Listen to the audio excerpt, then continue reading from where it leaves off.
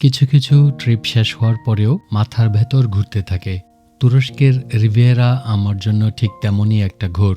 আমরা সাধারণত তুরস্ক বলতে ইস্তাম্বুল বা কাপাডোকিয়ার বেলুনগুলোকেই বুঝি, কিন্তু এবার আমি চেয়েছিলাম একটু অন্যরকম অভিজ্ঞতার খোঁজে এই টার্কিশ রিভিয়েরা বা টার্কুইজ কোস্টের দিকে বেরিয়ে যেতে।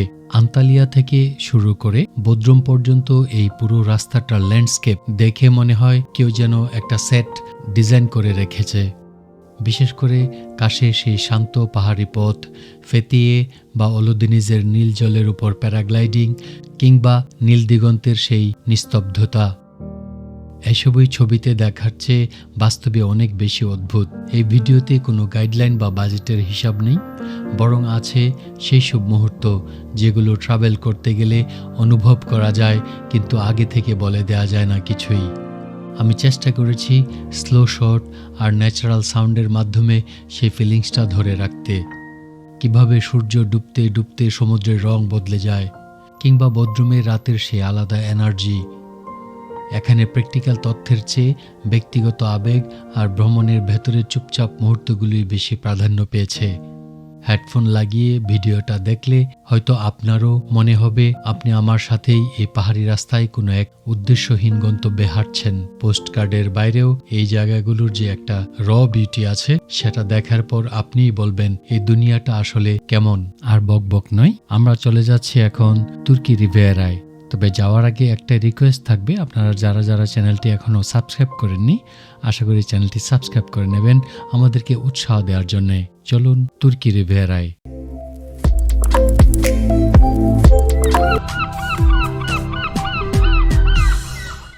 দর্শক বন্ধুরা, আমরা আগামী 3 দিন থাকবো আন্তালিয়াতে, তারপর যাব টার্কিশ রিভিয়েরার আরেকটা অংশ, তুরস্কের সবচেয়ে পরিষ্কার শহর কাশ শহরে। তারপর তুরস্কের সবচেয়ে সুন্দর উপকূলীয় শহর কাশ ছেড়ে আমরা যাব ফাতিয়েতে।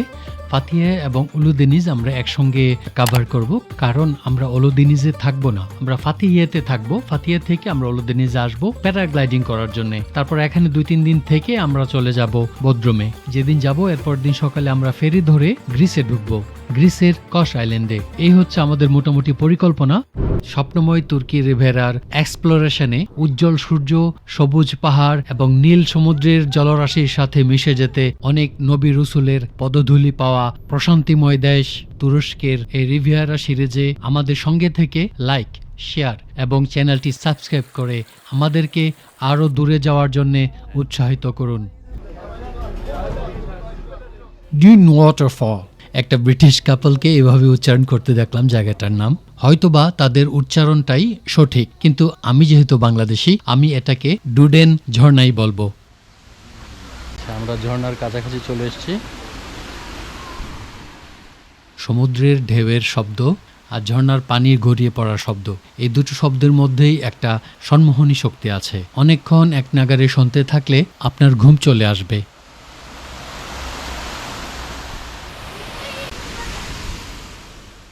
দর্শক বন্ধুরা, আমি এখন দাঁড়িয়ে আছি তুরস্কের আন্তালিয়া শহরের ঠিক সেই বিস্ময়কর জায়গা। এই জায়গাটাকে বলা হয় আপার ডুডেন। এখন প্রশ্ন করতে পারেন, এটা যদি আপার ডুডেন হয় তাহলে লোয়ার ডুডেনটা কোথায়? আমরা যাব ওখানে। সে প্রকৃতির এক অপার বিস্ময়কর সৌন্দর্য। সঙ্গে থাকুন, দেখতে পাবেন। এখানে আপনি দেখতে পাবেন এক শান্ত সুশীতল অরণ্য, কিন্তু এখানকার সবচেয়ে বড় চমক হলো জলপ্রপাতের ঠিক পেছনেই একটি বিশাল গুহা। আপনি ঠিকই শুনেছেন, আপনি চাইলেই এই প্রপাতের পর্দার আড়ালে চলে যেতে পারেন এবং গুহার ভেতর থেকে জলের প্রবল বেগ অনুভব করতে পারেন। এখানকার আদিম রহস্যের অংশ হচ্ছে এইসব গুহাগুলো।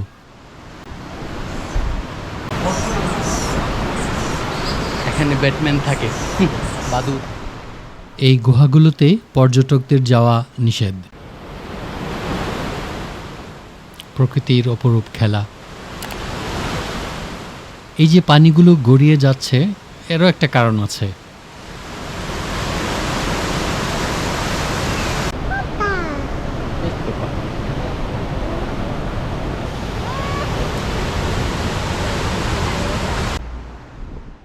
দর্শক বন্ধুরা, এবার আমি আপনাদেরকে নিয়ে যাব এই জলপ্রপাতের উত্তাল পানির ঠিক পেছনে লুকিয়ে থাকা হাজার বছরের রহস্যে।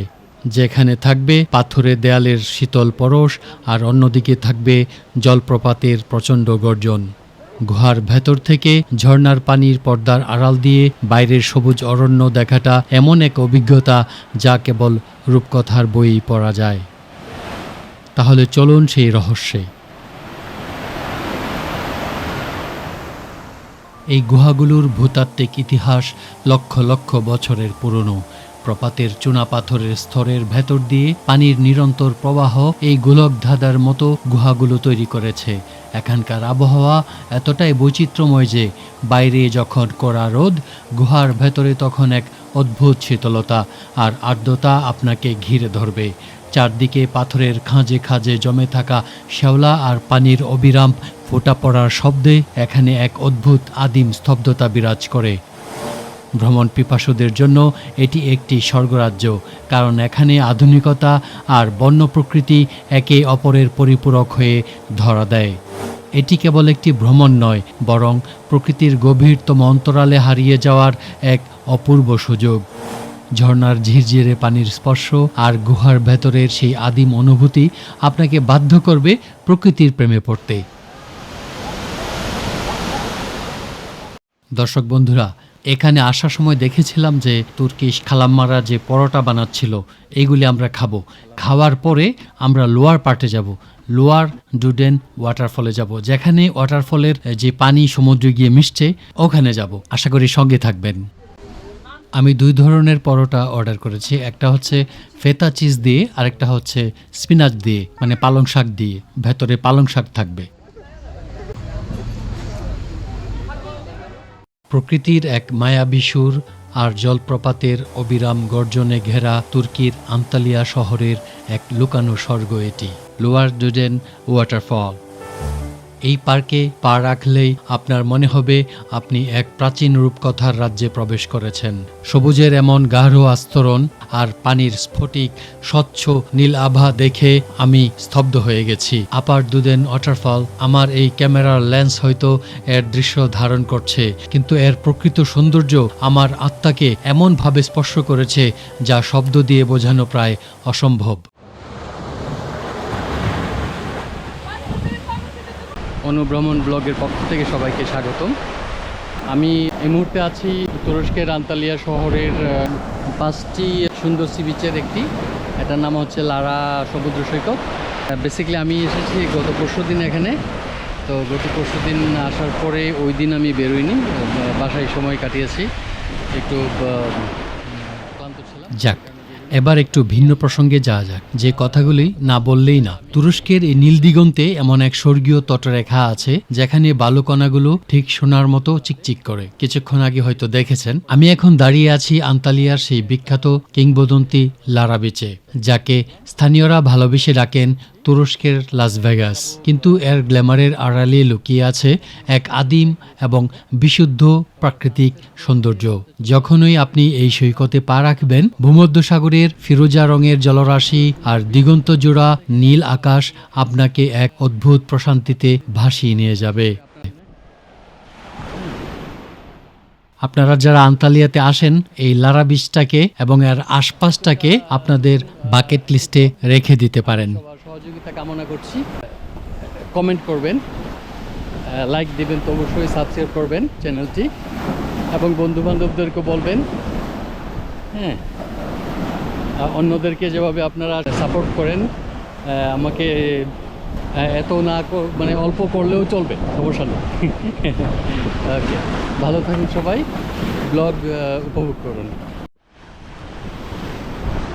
এটা হচ্ছে আমার ডেরা, এখানে একটু সামনে, ঠিক আছে। সবার ফ্যামিলিয়াল বাচ্চা কাচ্চা নিয়ে এসছে এখানে, বাচ্চা কাচ্চা ভায়োলেন্ট করে।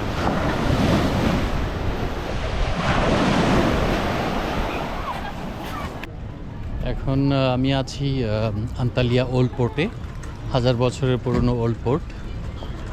এটাও দেখার মতো একটা জায়গা, এখানে অনেক পর্যটক আসছে।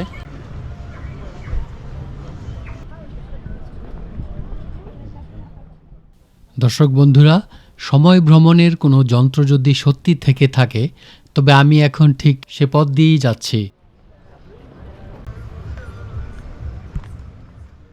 তুরস্কের আন্তালিয়া হৃৎপিণ্ড হিসেবে পরিচিত এই ওল্ড পোর্ট বা প্রাচীন বন্দরটি কেবল একটি জেটি নয়, এটি গত 2000 বছরের জীবন্ত ইতিহাস।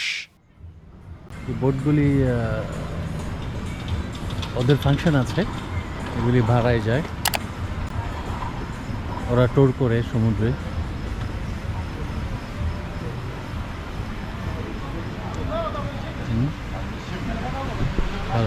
রেস্টোরেশনের ব্যবস্থা আছে এখানে। যখন আপনি এই বন্দরের খাড়া সিঁড়িগুলো দিয়ে নিচে নেমে আসবেন, আপনার মনে হবে আপনি আধুনিক তুরস্ক ছেড়ে হুট করেই রোমান, বাইজেন্টাইন কিংবা অটোমান যুগে পা রেখেছেন।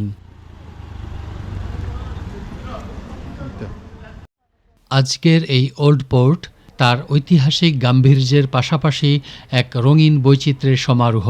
বন্দরের শান্ত পানিতে নোঙর করে রাখা কাঠের তৈরি বিলাসবহুল ইয়ট এবং ঐতিহ্যবাহী জলদস্যু জাহাজগুলো আধুনিক পর্যটনকে এক রোমাঞ্চকর রূপ দিয়েছে।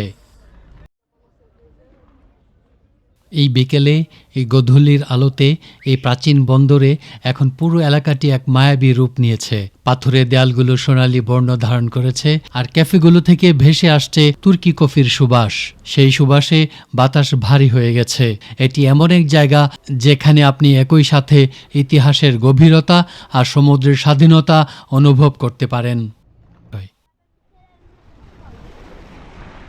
প্রাচীন আমলের বিশাল পাথুরে দেয়ালগুলো আজও মাথা উঁচু করে দাঁড়িয়ে আছে এই বন্দরকে রক্ষা করার জন্য, যা কয়েক শতাব্দী ধরে অসংখ্য নাবিক আর বণিকদের আশ্রয় দিয়েছে।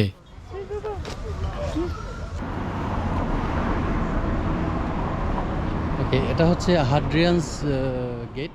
দর্শক বন্ধুরা, যদি ইতিহাসের কোনো রাজকীয় প্রবেশদ্বার দিয়ে কয়েক হাজার বছর পেছনে ফিরে যাওয়া সম্ভব হতো, তবে আমি নিশ্চিতভাবে এই হাড্রিয়ানস গেটের কথাই বলতাম। আমি এখন দাঁড়িয়ে আছি আন্তালিয়ার ইতিহাসের সেই মহান সন্ধিক্ষণে, যেখানে আধুনিক শহরের ব্যস্ততা এক মুহূর্তেই প্রাচীন রোমান সাম্রাজ্যের গাম্ভীর্যের সামনে থমকে দাঁড়ায়। 130 খ্রিস্টাব্দে রোমান সম্রাট আড্রিয়ানের আন্তালিয়া আগমনকে স্মরণীয় করে রাখতে তৈরি করা এই বিশাল তোরণটি আজও তার সাদা মার্বেল পাথরের মহিমা নিয়ে সগর্বে দাঁড়িয়ে আছে। যখন আপনি এই খিলানের নিচে দিয়ে হেঁটে যাবেন, আপনার পায়ের নিচে পড়বে সেই প্রাচীন রোমান পাথুরে পথ, যেখানে আজও সম্রাটদের রথের চাকার চিহ্ন ইতিহাসের সাক্ষী হয়ে আছে। আমার চোখে এটি কেবল পাথর আর চুনাপাথরের কারুকার্য নয়, এটি হলো রোমানদের অপ্রতিদ্বন্দ্বী প্রকৌশলবিদ্যার এক জীবন্ত দস্তাবেজ। ইতিহাসের গভীরতা, স্থাপত্যের স্পষ্টতা আর প্রকৃতির শান্ত আবহ, এই তিনের এমন অপূর্ব সহাবস্থান খুব কম জায়গায় দেখা যায়, যা আপনার তুরস্কের ভ্রমণ অভিজ্ঞতাকে এক অন্য উচ্চতায় নিয়ে যাবে। এখানে অনেকগুলো রেস্টুরেন্টের স্ট্রিট আছে। আপনারা যখন বাইরে খেতে আসবেন আন্তালিয়াতে, তখন এই রেস্টুরেন্টগুলোর আশেপাশেই একটা স্ট্রিটে হচ্ছে এই হাড্রিয়ানস গেট।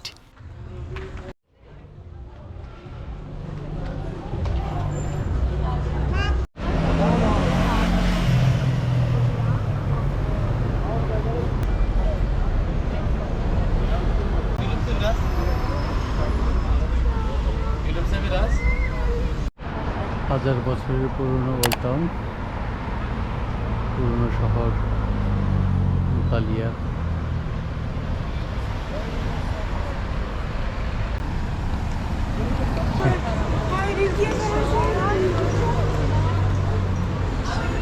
দোকানপাটের পসরা,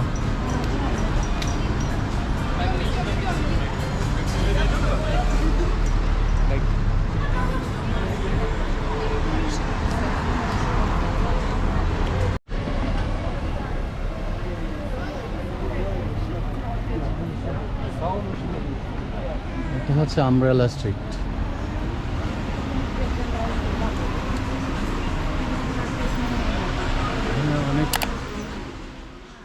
এটা হচ্ছে সেই রেস্টুরেন্ট এরিয়া যার কথা বলেছিলাম, কিংবা রেস্টুরেন্ট পাড়া। এখানে পৃথিবীর সব টেস্টের আছে, আপনার রেস্টুরেন্ট আছে।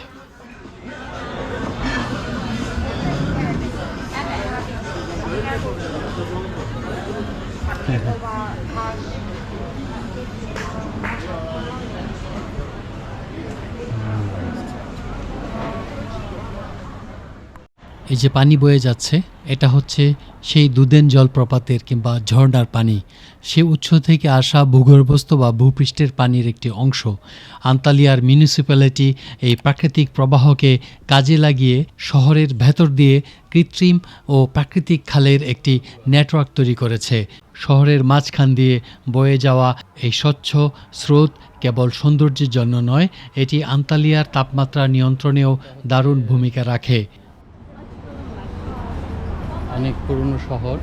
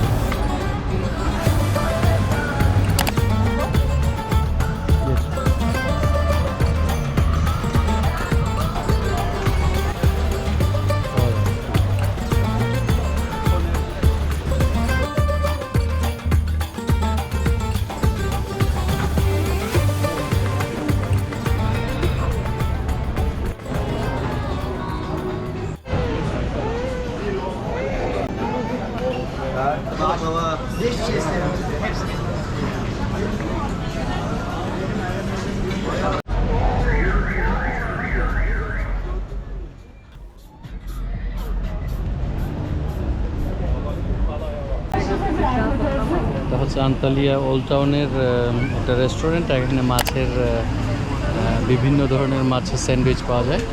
তো এখানে অনেক মানুষ অলরেডি খাওয়া দাওয়া করছে এখানে। আর এখানে এই যে ভিড় জমে আছে, তারা সবাই খাবারের অর্ডার দিয়ে অপেক্ষা করছে। তো আমিও আমার মতোই, রাস্তায় পরে দেখা যাবে।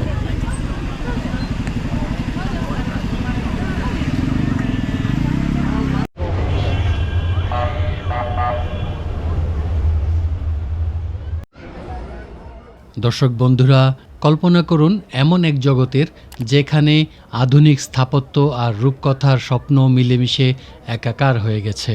আন্তালিয়ার বুক চিরে জেগে ওঠা দ্য ল্যান্ড অফ লিজেন্ডস কেবল একটি শপিং মল নয়, বরং এটি তুরস্কের এক আধুনিক বিস্ময়, যা আপনাকে বাস্তবের পৃথিবী থেকে এক লহমায় নিয়ে যাবে কোনো এক ফ্যান্টাসির উপন্যাসের পাতায়।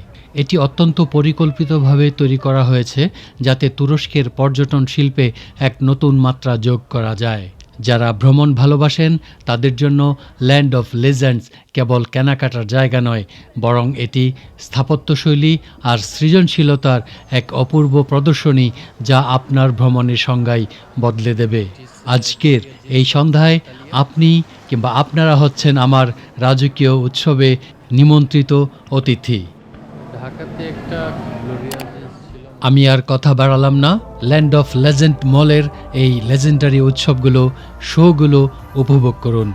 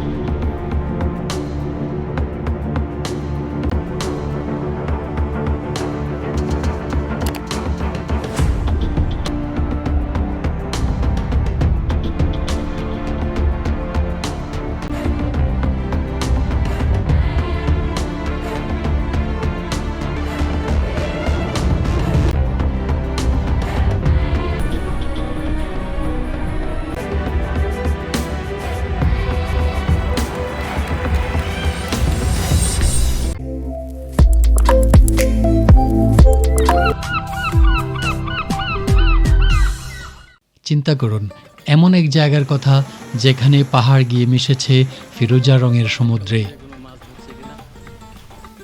যেখানকার অলিগলি ছেয়ে থাকে গোলাপি ফুলে, আর হাজার বছরের ইতিহাস যেখানে প্রতিটি মোড়ে মোড়ে আপনার অপেক্ষায় দাঁড়িয়ে আছে। না, এটি মালদ্বীপ নয়, এটি তুরস্কের সবচেয়ে সুন্দর এবং একটি অপ্রচলিত শহর, যার নাম হচ্ছে কাশ। আজকের ব্লগে আমি আপনাদের নিয়ে যাব এক জাদুকরী সফরে। থাকুন আমার সঙ্গে।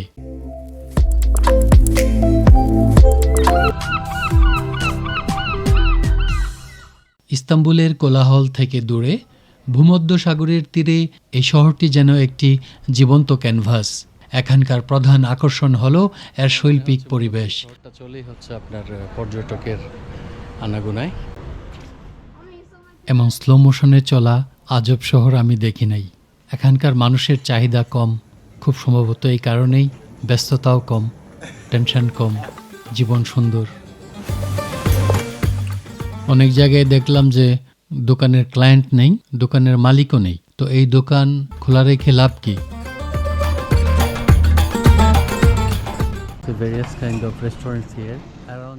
আপনি যখন এই সরু পাথরের রাস্তা দিয়ে হাঁটবেন তখন মনে হবে আপনি গ্রিক ও অটোমান যুগের এক পুরনো গল্পের ভেতরে ঢুকে পড়েছেন।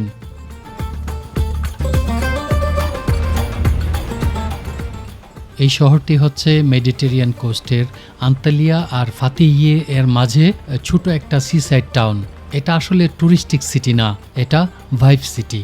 যারা ভিড়, loud music, all inclusive resort চায়, কাশ তাদের জন্য না।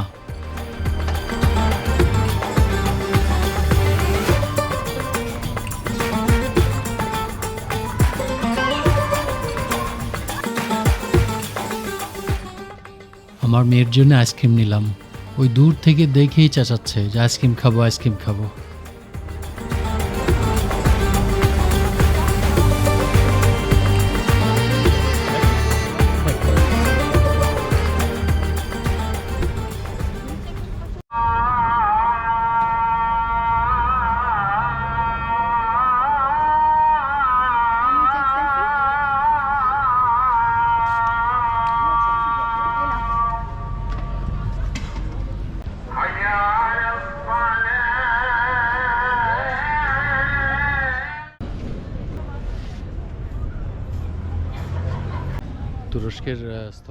আধুনিক তুরস্কের স্থপতি কামাল আতাতুর্কের মূর্তি এটি।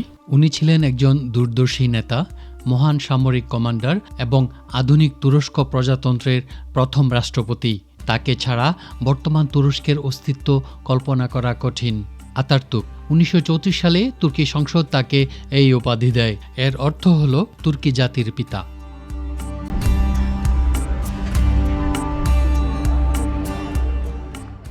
কাশ টাউন সেন্টারটা খুবই সিম্পল, ছোট কাফে, হ্যান্ডমেড শপ, সুভেনির, আর অনেক বিড়াল দেখলাম চারপাশে। হাঁটতে হাঁটতে মনে হচ্ছিল এই শহরে মনে হয় বিড়ালগুলোই আসল লোকাল আর আমরা গেস্ট। একটা জিনিস আমি অনুধাবন করতে পেরেছি, একটা হচ্ছে আপনার এখানে মানুষ আসলে শো অফ করতে আসে না, এসকেপ করতে আসে। এই শহরটির পুরো নাম ছিল অ্যান্টিফিলোস। মূলত এটি ছিল লিসিয়ান সিভিলাইজেশনের সময়কার একটা বন্দর শহর। এখনও শহরের ভেতরেই একটা অ্যানশিয়েন্ট থিয়েটার আছে, যেখানে বসে সামনে নীল সমুদ্র দেখা যায়। 2000 বছরের ইতিহাস আর মডার্ন লাইফ একই ফ্রেমে।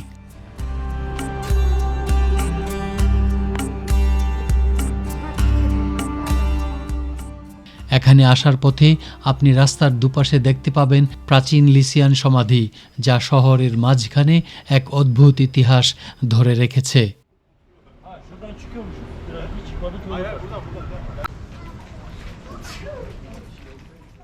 এই শহরে ঢুকে যেটা চোখে পড়ছিল সেটা হচ্ছে এই শহরের রাস্তাগুলো ছোট, দোকানগুলো রঙিন, আর মানুষগুলো অদ্ভুত রকম শান্ত। কেউ তাড়া দিচ্ছে না, কেউ কিছু বিক্রি করার জন্য চিৎকার করছে না। এটা এমন এক জায়গা যেখানে সময় ধীরে হাঁটে।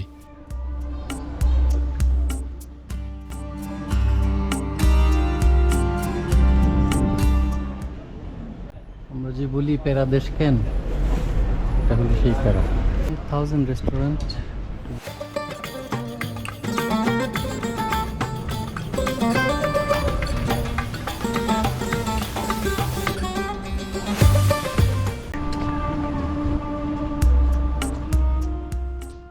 সোলো ট্রাভেলার, কাপল কিংবা শুধু নিজের সাথে সময় কাটানোর জন্যে কাশ পারফেক্ট। কিন্তু ফ্যামিলি রিসোর্ট ভ্যাকেশন চাইলে এই জায়গাটা স্কিপ করাই ভালো।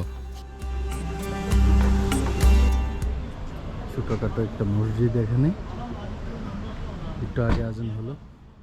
বোঝাই যাচ্ছে যে লোকালদের জীবন এখানে একই ছন্দে গাথা, একটা ট্রেকেরই ছন্দ, জীবনকে উপভোগ করা।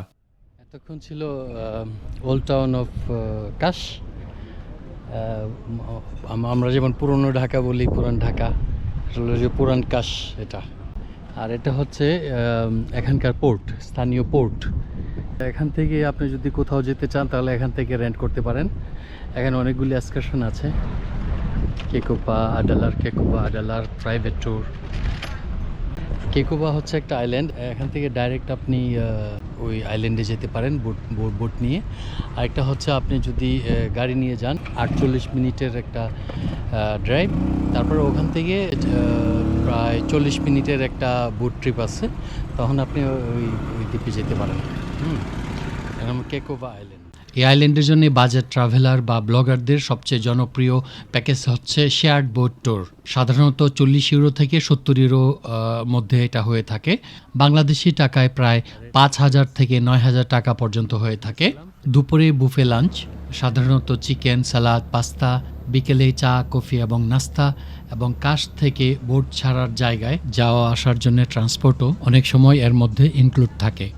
আগেই বলেছিলাম এই শহরে কোনো লাউড ক্লাব নেই, ক্রেজি পার্টি নেই। এই শহরটি হচ্ছে তুরস্কের সবচেয়ে শান্ত এবং সবচেয়ে অনেস্ট শহরগুলোর একটা।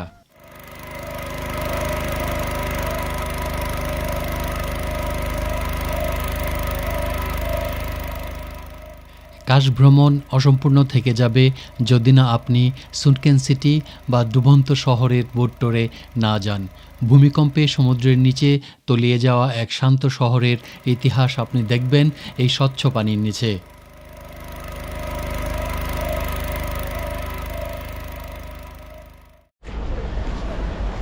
আমরা এখন বিচে যাচ্ছি, এই বিচের নাম হচ্ছে কাপোতাস বিচ।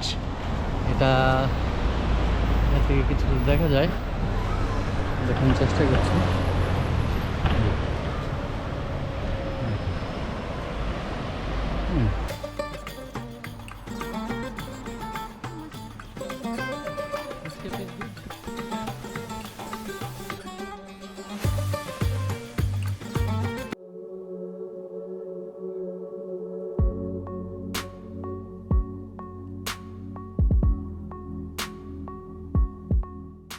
কাশ শহর থেকে মাত্র 30 মিনিটের দূরত্বে রয়েছে তুরস্কের অন্যতম আকর্ষণীয় সৈকত কাপুতাস বিচ। এখানকার জল কেন এত নীল তা স্বচক্ষে না দেখলে বিশ্বাস করা কঠিন। 187টি সিঁড়ি বেয়ে নিচে নামার পর যখন আপনি এই সমুদ্রের ঢেউয়ে পা রাখবেন তখন আপনার পুরো ভ্রমণ সার্থক মনে হবে।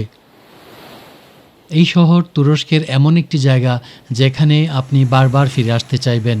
আপনার যদি শান্ত পরিবেশ আর ইতিহাস পছন্দ হয় তবে কাশ আপনার পরবর্তী গন্তব্য হওয়া উচিত।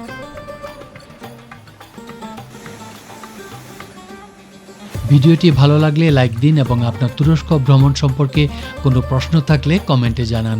দর্শক বন্ধুরা, আমরা ভিডিওটি শেষের দিকে চলে এসেছি। শেষ পর্যন্ত যারা যারা আমাদের সঙ্গে ছিলেন সবাইকে অসংখ্য ধন্যবাদ। আবারও সবার কাছে একটা রিকোয়েস্ট থাকবে চ্যানেলটিকে সাবস্ক্রাইব করার জন্যে।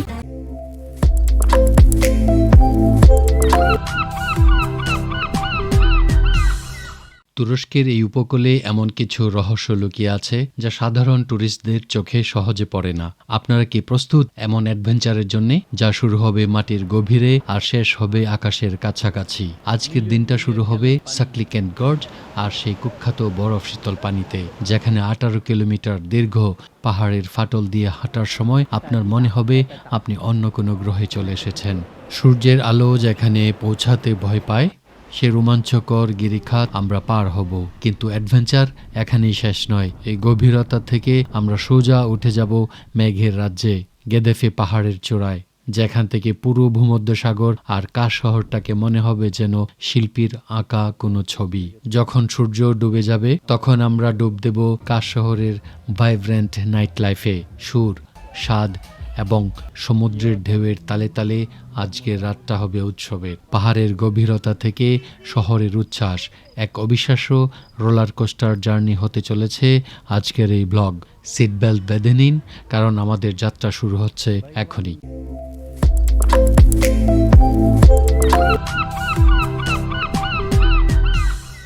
তুরস্ক মানেই কি শুধু ইস্তাম্বুলের ব্যস্ত রাস্তা বা কাপাডোকিয়ার বেলুন? একদমই না। এই বিশাল তুরস্কের মধ্যে এমন অনেক প্রভিন্স আছে যাদের নামই আমরা অনেকেই জানি না। যেমন ধরেন এই মুগলা প্রদেশ। এই মুগলা প্রদেশে প্রকৃতির এমন এক আদিম বিস্ময় লুকিয়ে আছে যা হাজার বছর ধরে লোকচক্ষুর অন্তরালে ছিল। আজ আপনাদের নিয়ে যাব সেই রহস্যময় জগতে, যার নাম সাকলিক্যান্ট গর্জ। আশা করি সঙ্গে থাকবেন। এখান থেকে টিকিট নিতে হচ্ছে। এখানে ঢোকার টিকিট প্রাইস হচ্ছে $3.5 বা 120 তুর্কি লিরা।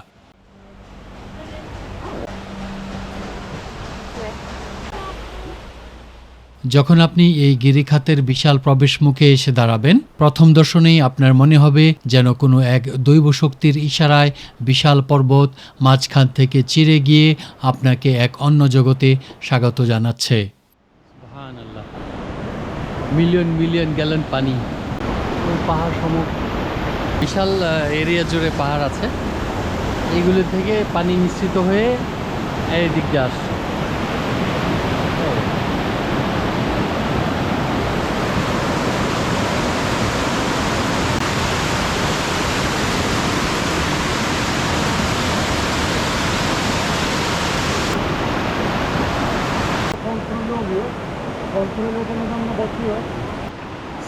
সাকলিক্যান্ট গর্জের যাত্রা মূলত এখান থেকে শুরু, এভাবে পানি দিয়ে যেতে হয়। যারা এখানে আসবেন অবশ্যই ভালো গ্রিপের জুতা নিয়ে আসবেন, ওয়াটারপ্রুফ হতে হবে।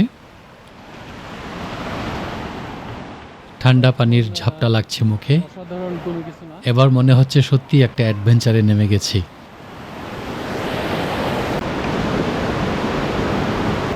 Water is pretty cold. এই ঠান্ডা পানিতে হাঁটতে গিয়ে এখন টের পাচ্ছি অ্যাড্রেনালিন এবং প্রশান্তির এক অদ্ভুত সংমিশ্রণ আমার শরীরে বয়ে যাচ্ছে। What a creation of mother nature, wonderful.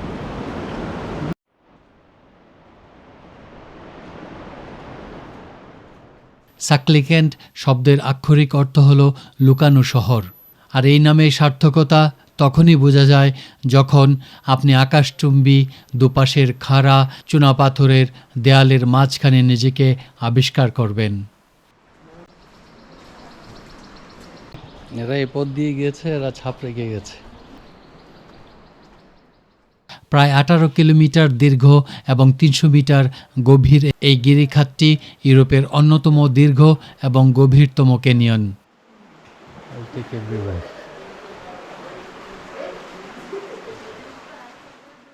এখানে প্রকৃতি তার শক্তি আর সৌন্দর্য একসাথে দেখাতে নেমে এসেছে। কিছু জায়গায় পাহাড়ের দেয়াল দুটো এতই কাছাকাছি চলে আসে যে মাথার উপরের আকাশটাকে মনে হয় সরু এক নীলফিতার মতো। সূর্যের আলো এখানে খুব কম সময়ের জন্যই সরাসরি প্রবেশ করতে পারে, যার ফলে ভেতরে সবসময় এক রহস্যময় গোধূলি বেলার মতো মায়াবী পরিবেশ বিরাজ করে। আসলে বিশাল এই দুই পাহাড়ের দেয়াল ঘেরা এই সংকীর্ণ পথে হাঁটা অনেকটা কোনো রূপকথার গোলকধাঁধায় হারিয়ে যাওয়ার মতো। আপনার পায়ের নিচে থাকবে কখনো পিচ্ছিল পাথর, কখনো বা হাঁটু সমান টারকোয়েজ রঙের পানি স্রোত। আপনি যত গভীরে যাবেন দুপাশের পাথরের দেয়ালগুলো ততটাই কাছে চলে আসবে এবং আকাশটা সরু হয়ে উঠবে। কান পাতলে শুনতে পাবেন কেবল পানির গর্জন আর নিজের নিঃশ্বাসের শব্দ। বাইরের পৃথিবীর সব কোলাহল এখানে স্তব্ধ। তারপরে এখানে যে সিকিউরিটি আছে ওরা বলছে যে সামনে আরও 3 বার এই ধরনের পড়বে বড় পাথর। দেখা যাক কতদূর আগানো যায়। হাজার বছর ধরে তোরস পর্বতমালার বুক চিরে বয়ে যাওয়া বরফগোলা এই পানি যখন ক্যানিয়নের ভেতর দিয়ে তীব্র স্রোতে ছুটে চলে, তখন তার সেই প্রমত্তা রূপ দেখে যে কোনো অ্যাডভেঞ্চার প্রেমীর হৃদস্পন্দন বেড়ে যেতে বাধ্য। কাজ করে, আমি পারি না। একবার আমি সামারিয়া গর্জে ছিলাম, এটা মনে করেন যে সারাদিনের পথ ছিল এটা, তো 16 কিলোমিটার শুধু নামতেই শেষ হয়ে গেছে। সেই তুলনায় এটা কিছুই না। এখানে বড় বড় পাথরের চাই। বৃষ্টি হলে পানি এ পর্যন্ত চলে আসে, উপর পর্যন্ত অনেক দূর ছিটিয়ে পড়ে পানি। এখানে গভীর মনে হচ্ছে, এখানে অনেক গভীর। এই যাত্রার সবচেয়ে রোমাঞ্চকর দিক হলো এখানকার হাড় কাঁপানো বরফ শীতল জলধারা। একটা অভিজ্ঞতার জন্য এখানে আসা। একজন যখন রিটার্ন আসে তখন জিজ্ঞেস করছিলাম, তখন বললো যে সামনে আরও অনেকটুকু রাস্তা আছে, দেখা যাক। এটাই শেষ, সবাই ফিরে আসছে। ওকে, এখানে একটা পুকুর।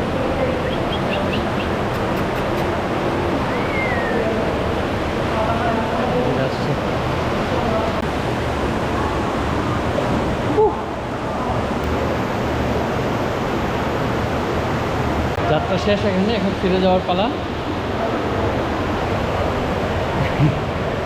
এখানে নামাটা একটু কষ্টসাধ্য, তবে অসম্ভব কিছু না।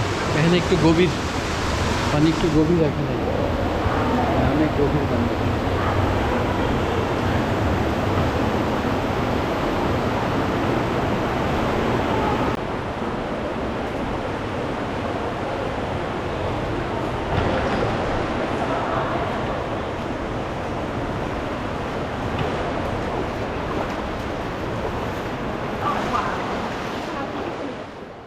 পানির বেগ কতটুকু শক্তিশালী হলে কত হাজার বছর লেগেছে এই চুনা পাথরের পাহাড়গুলোকে এমন খাজ, এমন আকার দিতে।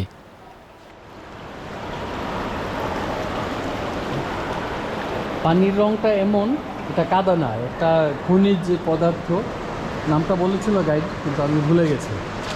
তো এটা দেখলাম যে অনেকেই ওই মুখে লাগাচ্ছে, মুখে শরীরে লাগাচ্ছে, বলছে যে এখানে অনেক চর্মরোগ ভালো হয়ে যায় লাগানোর পরে।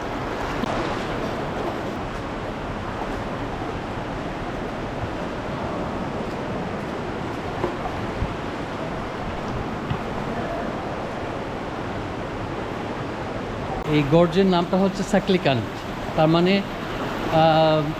তুর্কি ভাষায় সাকলিকান। আমি তর্জমা করে দেখলাম, এর মানে হচ্ছে হিডেন সিটি। হিডেন সিটি মানে লুকানো শহর, মানে রহস্যময় শহর, লুকানো শহর, এই ধরনের। কিন্তু এখানে তেমন কিছু আমার চোখে পড়ে নাই, যে পুরনো দিনের শহর হাবিজাবি এগুলি কিছুই আমার চোখে পড়ে নি। সব এরকম ন্যাচারাল। তবে আমার মনে হয়েছে যে এটাই মিনিং করেছে, যে লুকানো নেচার, লুকানো প্রকৃতি। হ্যাঁ, সাকলিকেন বলতে এটাই বোঝানো হয়েছে, লুকানো প্রকৃতি। হ্যাঁ, বাইরে থেকে আপনি দেখলে বুঝবেন না যে ভিতরে কি চলছে। এই গর্জের ইতিহাসও ঠিক ততটাই নাটকীয়। এর প্রতিটি পাথরের ভাঁজে প্রকৃতির কয়েক হাজার বছরের বিবর্তনের ছাপ স্পষ্ট।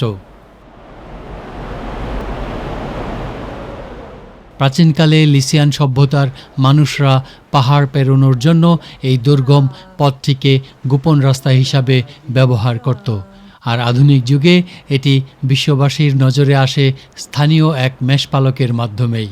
এখানে দাঁড়ালে বোঝা যায় সময় আসলে কত ছোট, আমরা এখানে অতিথি মাত্র, প্রকৃতি আসল মালিক।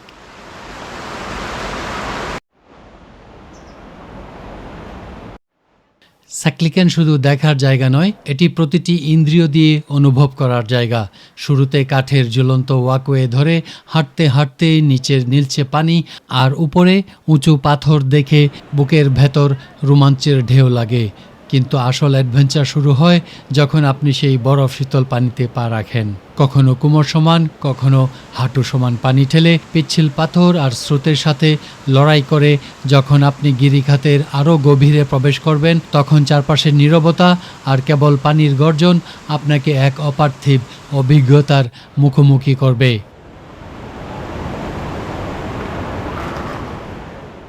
এই জায়গাটির বৈচিত্র্য অদ্ভুত। এক মুহূর্তে আপনি রোদে ভেজা খোলা অংশে দাঁড়িয়ে, পরের মুহূর্তেই ঢুকে পড়েছেন ছায়ায় মোড়া ঠান্ডা সংকীর্ণ পথে। এখানে ট্রেকিং আর রিভার রাফটিংয়ের যেমন বুনো রোমাঞ্চ আছে, তেমনি আছে প্রাকৃতিক কাদা বা মাড বাথ, যা আপনার ক্লান্ত শরীরের প্রশান্তি এনে দেবে। আমরা সকাল সকাল চলে আসায় এত ভিড় ছিল না, এখন ভিড় বেড়ে যাচ্ছে। আমরা যখন শেষ করে চলে যাচ্ছি তখন অনেক লোক গ্রুপ স্যাকলিকেন গর্জ এমন এক জায়গা যেখানে মানুষের ক্ষুদ্রত্ব আর প্রকৃতির বিশালতা একই বিন্দুতে মিলিত হয়। আপনি যখন এই ক্যানিয়ন থেকে বেরিয়ে আসবেন, আপনার সাথে কেবল একটি দুর্দান্ত ভিডিও ফুটেজ বা ছবি নয়, বরং প্রকৃতির এক মহিমাময় উপাখ্যানের অংশ হয়ে থাকার স্মৃতি চিরকালের জন্য গেঁথে থাকবে।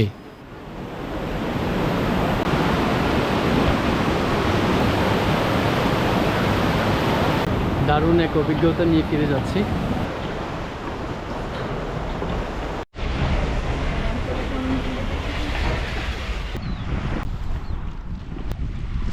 মজার একটা কাণ্ড হয়েছে। গাড়ি করে যাচ্ছিলাম, তো হঠাৎ করে দেখলাম এখানে লম্বা সি বিচ। তো লোভ হলো, গাড়ি থামিয়ে নেমে গেলাম পানিতে। ভাবলাম যে আপনাদেরকে ঘটনাটা বলি। এখানে একটা কাপল মাছ ধরতেছে, একজন হাজবেন্ড সাঁতার কাটতেছে। দর্শক বন্ধুরা, পরে জানতে পেরেছিলাম এটি হচ্ছে তুরস্কের টার্কোয়েস কোস্ট বা ফিরোজা উপকূলে অবস্থিত পাতারা বিচ। তুরস্কের অন্যতম সুন্দর এবং ঐতিহাসিকভাবে গুরুত্বপূর্ণ একটি সমুদ্র সৈকত এটি।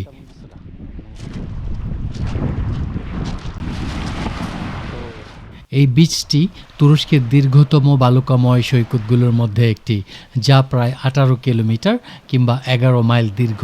এর বিশাল এলাকা এবং সোনালী বালুর কারণে এটিকে তুরস্কের সবচেয়ে সুন্দর সৈকতগুলোর একটি মনে করা হয়। এই সৈকতটির অগভীর পানি এবং বিশাল চওড়া বেলাভূমি পর্যটকদের কাছে খুবই জনপ্রিয়। দর্শক বন্ধুরা নিশ্চয়ই ভাবছেন যে এই জঙ্গলের ভেতর দিয়ে আমরা কোথায় ছুটছি, তাই না? আমরা আসলে যাচ্ছি এই কাশ শহরের অন্যতম সেরা এবং সিনেমাটিক একটা অভিজ্ঞতা নেওয়ার জন্যে, যেটা নিতে হলে এই গেদেফ পাহাড়ের চূড়ায় যেতে হবে। গাড়ি নিয়ে এসেছিলাম, কিন্তু গাড়ি এতটা যায় না, রাস্তা অবস্থা খুবই খারাপ। রেখে এখন হেঁটেই যাচ্ছি। বললো 600 মিটার, মনে হচ্ছে যে কাশ শহর থেকে হাঁটা পথে উঠতে প্রায় 45 থেকে 1 ঘন্টা লাগতে পারে। তবে যারা ট্রেকিং করতে চান না, তারা গাড়ি বা ট্যাক্সি নিয়ে পাহাড়ের অনেকটা উপরে উঠে যেতে পারেন এবং সেখান থেকে সামান্য একটু হেঁটেই পাহাড়টির চূড়ায় বা ভিউ পয়েন্টে পৌঁছানো যায়, যেটা আমরা করছি এখন। Trekking start now guys.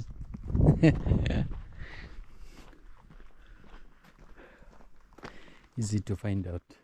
এই গেদেফে মাউন্টেন বা গেদেফে এলাকা মূলত তুরস্কের দক্ষিণ পশ্চিমাঞ্চলে, বিশেষ করে কাশ এবং ফেলুস অঞ্চলের কাছাকাছি অবস্থিত একটি পাহাড়ি এলাকা।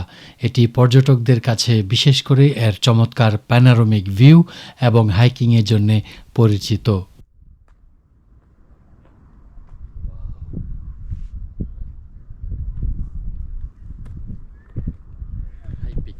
এটা হচ্ছে সামিট, এই পাইপটা।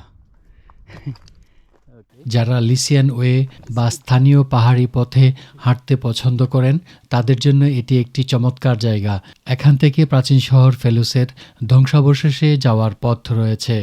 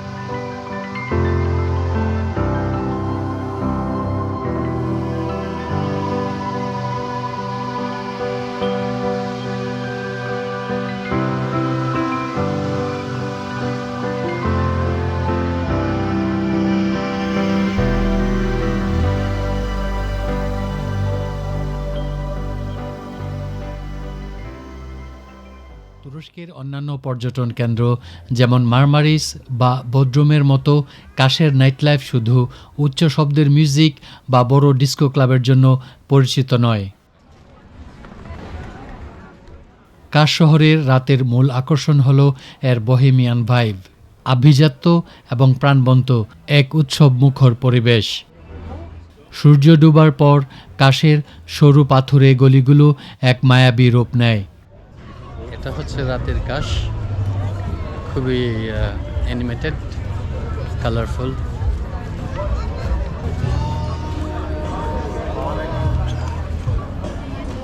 দিনের বেলা যতটুকু আবহাওয়া থাকে, সারাদিনের অ্যাডভেঞ্চার শেষে এখন এই কাশ শহরটি উৎসবের নগরীতে পরিণত হয়েছে।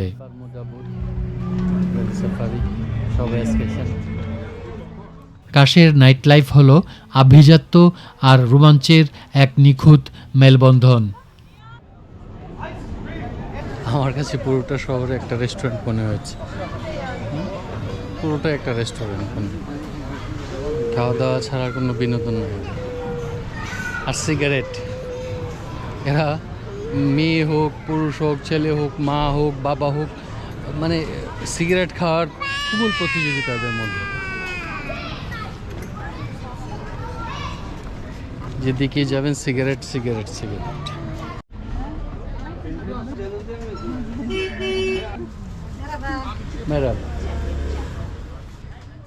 এগুলো হচ্ছে তুর্কির স্থানীয় মিষ্টি। তুর্কি ডিলাইট হলো একটি বিখ্যাত হালকা মিষ্টি যা মূলত চিনি, পানি, স্টার্চ এবং লেবুর রস দিয়ে তৈরি করা হয়, যা বিভিন্ন ধরনের স্বাদে এবং গন্ধে পাওয়া যায় এবং শতাব্দীর পরে শতাব্দী ধরে এগুলি অতিথি আপ্যায়নে ব্যবহার করা হয়ে আসছে।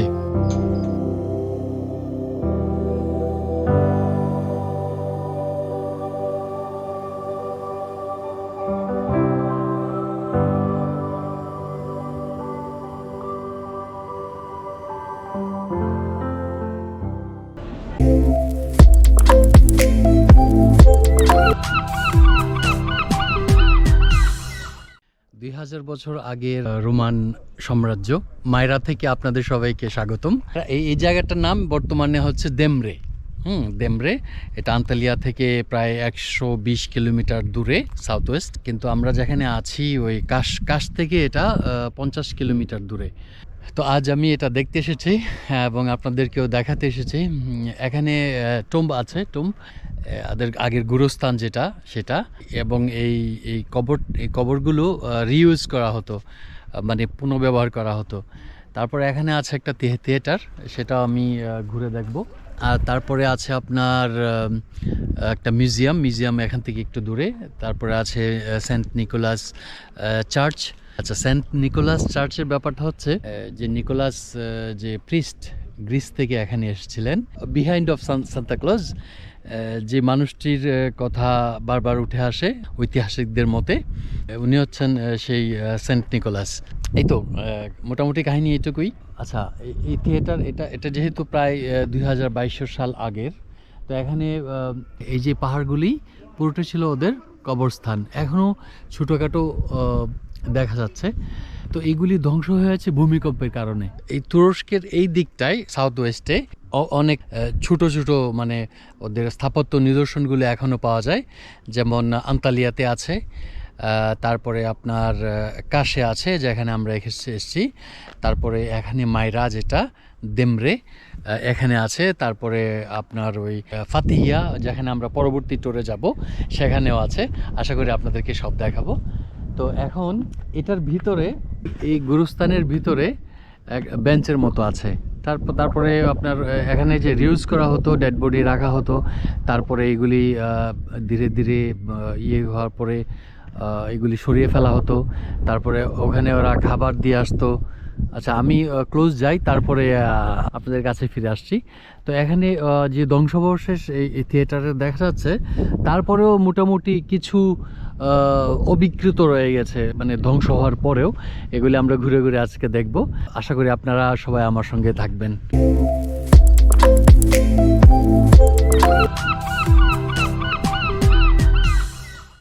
দর্শক বন্ধুরা, আশা করি সবাই ভালো আছেন এবং অনেক অনেক ঘুরছেন। তো অনেক কথাই হলো, আরও অনেক কথা বলার বাকি আছে, আমাদের আরও অনেক দূর যেতে হবে, আমরা একসঙ্গে থাকব। সেই কারণে সবার আগে দরকার সাবস্ক্রিপশন, আমাদেরকে আরও আরও আরও অনেক দূরে যাওয়ার জন্যে উৎসাহিত করার জন্যে। তো চ্যানেলটিকে এখনও যারা সাবস্ক্রাইব করেননি, আশা করি আপনারা সাবস্ক্রাইব করে নেবেন। আর যারা যারা ইতিমধ্যে সাবস্ক্রাইব করে ফেলেছেন, আপনাদের সবাইকে অসংখ্য অসংখ্য ধন্যবাদ। তুরস্কের ভূমধ্যসাগরীয় উপকূল ধরে এগুলে চোখের সামনে ভেসে ওঠে এক পরাবাস্তব দৃশ্য, যা প্রথম দর্শনেই ভ্রমণ পিপাসুদের স্তম্ভিত করে দেয়। আন্তালিয়ার কাছে অবস্থিত মাইরা কোনো সাধারণ প্রাচীন ধ্বংসাবশেষ নয়, এটি যেন পাহাড়ের গায়ে নিপুণ হাতে খোদাই করা এক বিশাল রাজপ্রাসাদ।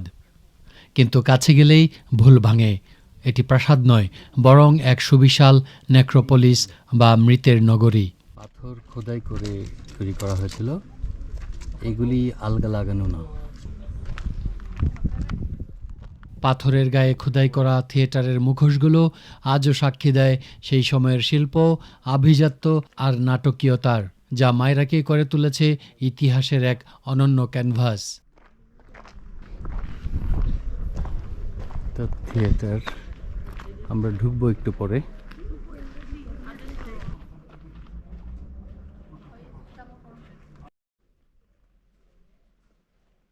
লাইসিয়ান সভ্যতার মানুষরা বিশ্বাস করত মৃত্যুর পর আত্মা ডানা মেলে স্বর্গে উড়ে যায়, আর তাই প্রিয়জনদের স্বর্গের কাছাকাছি রাখতে তারা পাহাড়ের খাঁড়া ডালে আকাশ ছোঁয়া উচ্চতায় পাথর কেটে তৈরি করত এই রাজকীয় সমাধিগুলো। এখানে জোড়াতালির কোনো কারবার নেই, লাইমস্টোনের পাহাড়কে কেটে এভাবে গুহা তৈরি করে কারুকার্য করে তৈরি করা হয়েছিল এই নেক্রোপলিস।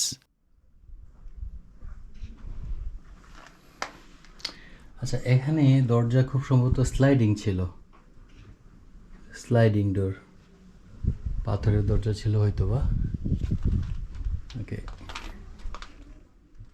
মিশরের ফারাওদের পরে সূচনা হয় রোমান সাম্রাজ্যের। মিশরীয় ফারাওদের যে স্থাপত্য শৈলী ছিল হুবহু না হলেও রোমান সাম্রাজ্যের স্থাপত্য শৈলী অনেকটা আধুনিক ছিল। এইসব দেখে মনে হচ্ছে সেই পিরামিড যুগেরই একটা আধুনিক রূপ হচ্ছে এই রোমান সাম্রাজ্যের এই লিসিয়ান সভ্যতা।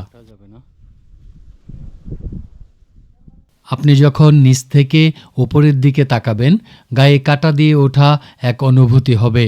পাথরের সেই মৌচাকের মতো প্রকোষ্ঠগুলো যেন হাজার বছর ধরে তাকিয়ে আছে আপনার দিকে, ফিসফিস করে শোনাতে চাইছে হারিয়ে যাওয়া এক জাদুকরী সময়ের গল্প। থিয়েটারে যাওয়ার পথ, এখন যাব। তবে মায়রার বৈচিত্র্য শুধু এর কবরেই সীমাবদ্ধ নয়, ঠিক সেই নীরব নেক্রোপলিসের নিচেই আবার প্রাণের স্পন্দন খুঁজে পাওয়া যায়। সেখানে দাঁড়িয়ে আছে এক বিশাল রোমান থিয়েটার, যা আজও তার জৌলুস হারায়নি। ভাবা যায়, একদিকে পাহাড়ের গায়ে নিস্তব্ধ মৃত্যু, আর ঠিক তার পায়ের কাছেই জীবনের চরম উদযাপন। একসময় হাজার হাজার দর্শক এখানে বসে গ্ল্যাডিয়েটরদের লড়াই কিংবা গ্রিক ট্র্যাজেডি উপভোগ করত। তো এখানে সিঁড়ির মধ্যে কাটা আছে, দাগ কাটা আছে। হ্যাঁ, আমি দেখাচ্ছি, এই ধরনের দাগ কাটা। দাগ কাটা মানে খোদাই করা, প্রত্যেকটা সিঁড়িতে খোদাই করা। তার মানে এখানে যারা বসতো, এখানে তাদের পা রাখার জায়গা ছিল এতটুকু, আর এই নিচে যারা বসতো এরা এখানে বসতো, ওদের পা রাখার জায়গা ছিল এতটুকু, এই দাগ পর্যন্ত, এরকম ম্যাক্সিমাম। ঐতিহাসিকবিদদের মতে এখানে পুরুষ এবং মহিলারা একসঙ্গে বসতে পারতেন না। মহিলাদের জায়গা ছিল উপরে, ওই যে উপরে আলাদা সিট করা আছে এইগুলি, আর এখানে সব পুরুষরা বসতো। আর এখানে প্রোগ্রাম হতো। কিছুক্ষণ আগে যে মূর্তিগুলো দেখলাম সেগুলো বিভিন্ন এক্সপ্রেশনে তৈরি করা, মানে অবাক, হাসি, কান্না। হ্যাঁ, তার মানে রোমান যারা ছিলেন তারা অনেক বিনোদন প্রিয় ছিলেন এবং অনেকটা হিংসাত্মকও ছিলেন। তো কেন হিংসাত্মক, আমরা গ্ল্যাডিয়েটর দেখেছি, তা আমরা অনেক অ্যানিম্যাল ফাইট দেখেছি।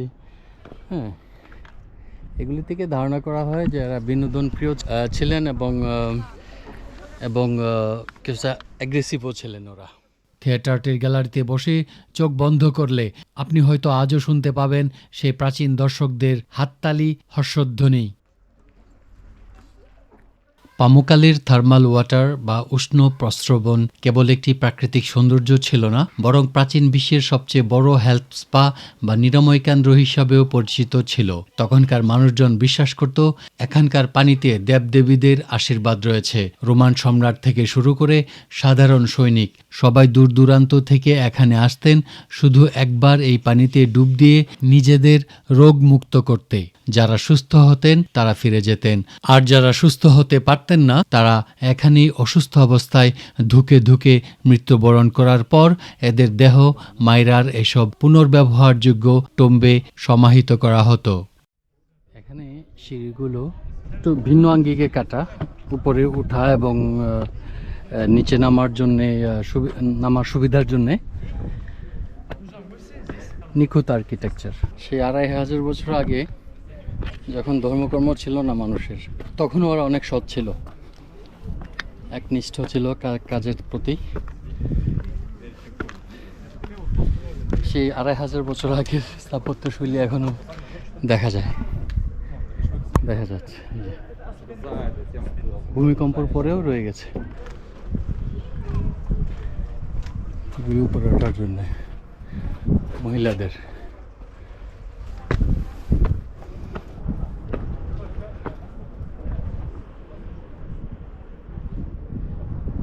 ওই দিকটাতে কি আছে একটু দেখা যাক। হ্যাঁ,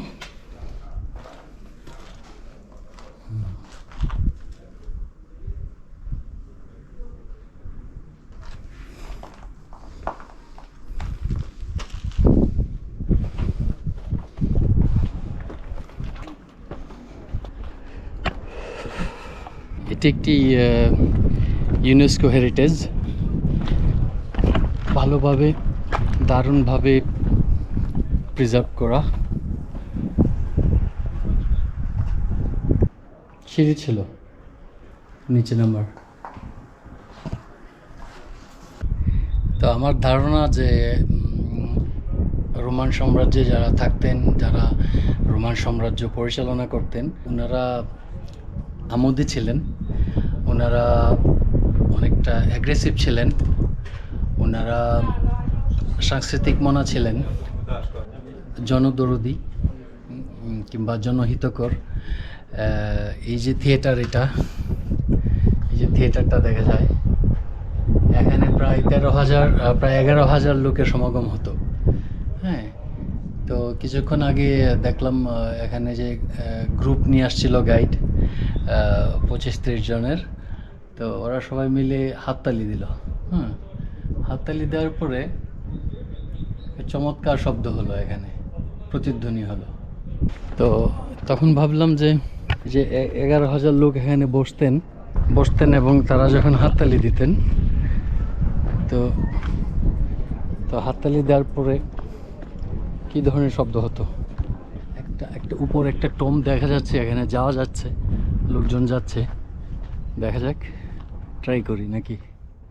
1000 বছর আগে লাইসিয়ানরা বিশ্বাস করত মৃতদেহকে যত উঁচুতে রাখা হবে তাদের আত্মারা তত দ্রুত স্বর্গে পৌঁছাবে, তাই তারা পাহাড় কেটে এই অদ্ভুত সব কবর বানিয়েছিল।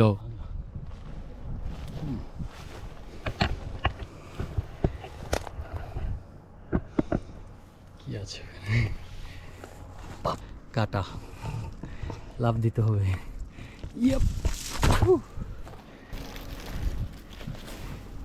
কাটা হেরি কান্ত কেন কমল তুলিতে, একটা কবিতা ছিল, মানে সামথিং। আচ্ছা, এটা এখানেই শেষ, মানে ভেঙে গেছে। এটা একটা গুরুস্থান ছিল, কবর ছিল। আপনি যখন একা একা এই জায়গাগুলো দিয়ে ঘুরবেন তখন আপনার গা ছমছম করবে, এই জন্য এটাকে বলা হয় the city of the dead. ভয়ঙ্কর কাটা, হ্যাঁ, কাটা ওটা ডালিম, জঙ্গলি ডালিম। ফিরে যাব, আর কিছু নেই দেখার।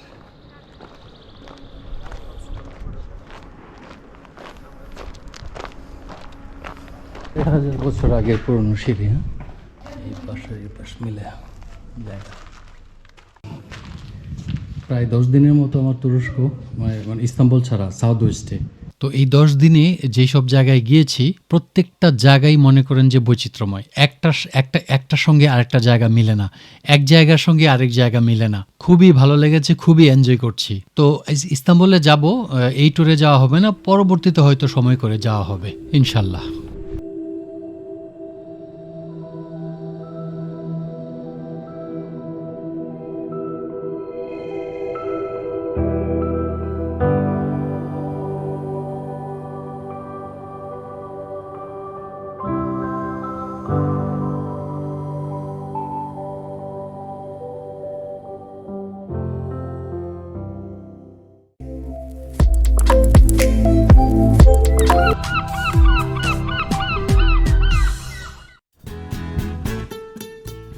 প্রতিটি বড় অ্যাডভেঞ্চারের শুরুটা হয় একটা ছোট্ট জার্নি দিয়ে।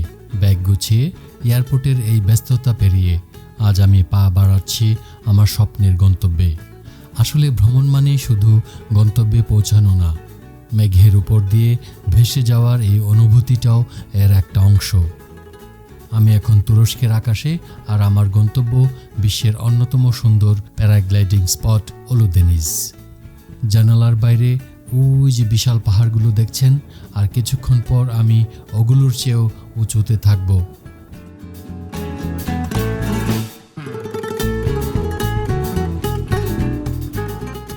প্লেনের সিটে বসে নিচের এই দৃশ্যগুলো দেখে যতটা সুন্দর লাগছে, ভাবছি 10,000 মিটার উপর থেকে না জানি কতটা অদ্ভুত লাগবে।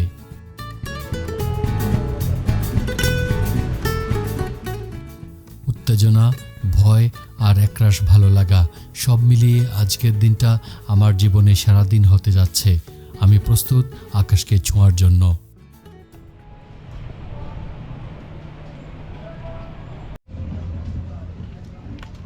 Siz ofise gelirsiniz. Okay. Tamam. Siz ofise. Görüşürüz. তো চলুন আর দেরি না করে তুরস্কের আকাশ থেকে পৃথিবীকে একবার পাখির চোখে দেখে আসি। Welcome to my paragliding adventure, let's go.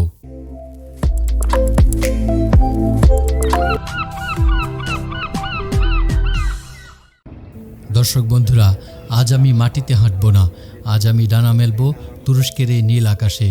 আমি এখন দাঁড়িয়ে আছি 2000 মিটার উঁচুতে, তুরস্কের বিখ্যাত বাবাদাগ পাহাড়ের একদম চূড়ায়, যেখান থেকে নিচে তাকালে মনে হয় পুরো পৃথিবীটাই একটা জীবন্ত ক্যানভাস। ঠিক নিচেই দেখুন তুরস্কের সেই জাদুকরী ব্লু ল্যাগুন। পানির নীল রংটা এতটাই নিখুঁত যে মনে হয় কেউ নীল রং ঢেলে দিয়েছে। ওলুদেনিজের এই আকাশটাকে বলা হয় প্যারাগ্লাইডিংয়ের স্বর্গ। আর আজ আমি আপনাদের সেই স্বর্গের মেঘের রাজ্যে নিয়ে যাব। ভয় লাগছে? সত্যি বলতে বুকটা কাঁপছে, কিন্তু ভ্রমণ মানেই তো নিজের ভয়ের চোখের দিকে তাকিয়ে বলা, চলো দেখি কি হয়।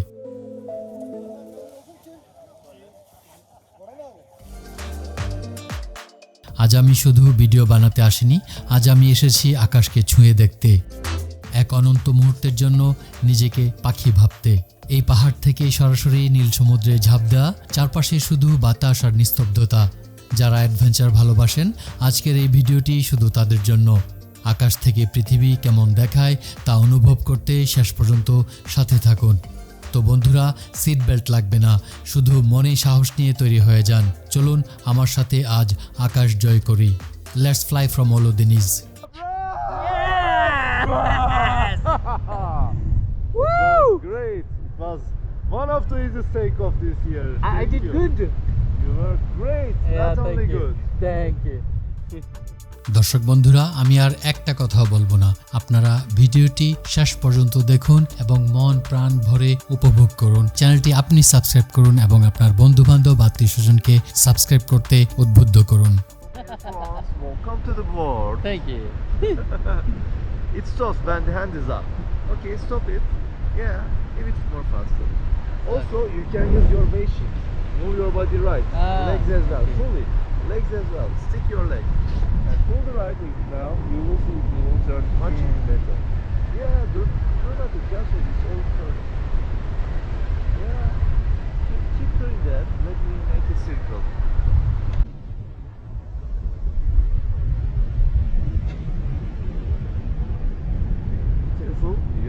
close 2 minutes. Just wait, it will turn. It doesn't turn because you are putting the right side brake. Yeah.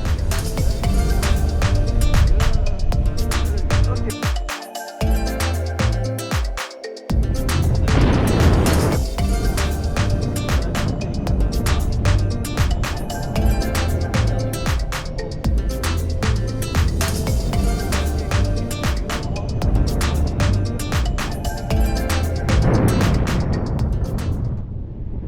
Hadi left, left, left.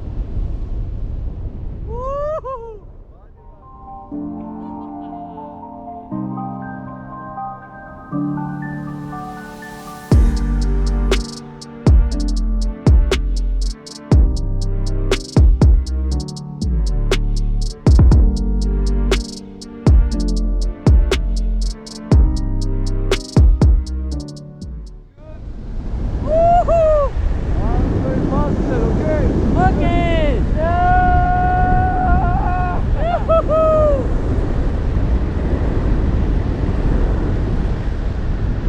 Whoa! Oh no, no, no, no! Falling! Okay.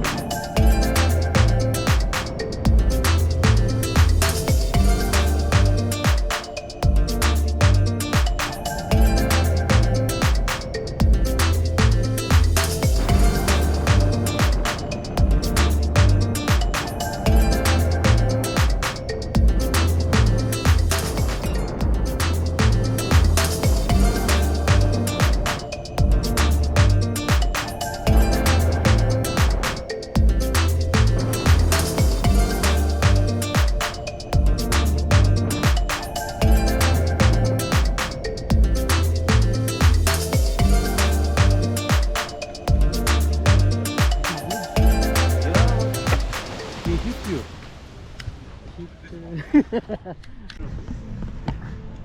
তো সুন্দর একটা অভিজ্ঞতার পরিসমাপ্তি হলো এখানে। দারুণ একটা স্মৃতি, life time বলা যায়। Actually he is master, he is professor. সে হাই। Hi. ওকে। আমরা এই কোম্পানি থেকেই প্যারাগ্লাইডিং করেছি। আপনারা যদি উৎসাহী হন তো এখান থেকেই করতে পারেন। আমরা এটার কথা কিভাবে জানলাম? আমরা জেনেছি নেট থেকে, গুগল থেকে। আমরা অনেকগুলো ঘেটে দেখেছি, রিভিউ পড়েছি, ভালো লেগেছে, প্রাইসের সঙ্গে মিলে গেছে। আমরা জনপ্রতি দিয়েছি $110। তবে সিজন ভেদে একরকম প্রাইস থাকে না, উঠানামা করে। এখানে শুধু টাকাটার ব্যাপার না, এখানে সিকিউরিটির ব্যাপার, আপনার জীবন মরণের ব্যাপার। বন্ধুরা, অলদিনিজে প্যারাগ্লাইডিং বুক করার সময় শুধু সস্তা কোম্পানি খুঁজবেন না, ভালো পাইলট খোঁজাটা সবচেয়ে জরুরি। একজন ভালো পাইলট কেমন হবেন? তিনি অবশ্যই সার্টিফাইড হবেন। তিনি টেক অফের আগে আপনার সেফটি গিয়ার বারবার চেক করবেন। সবচেয়ে বড় কথা, তিনি আপনাকে সাহস দেবেন, ভয় দেখাবেন না। মনে রাখবেন, আকাশে আপনার সেফটি আপনার পাইলটের উপর নির্ভর করছে। পাইলটকে জিজ্ঞেস করতে পারেন আপনার কত বছরের অভিজ্ঞতা বা আপনি কতগুলো ফ্লাইট করেছেন। একজন ভালো পাইলটের হাজার হাজার ফ্লাইট লগ থাকে, তাই কোম্পানির রিভিউ চেক করে তবেই বুকিং দেন।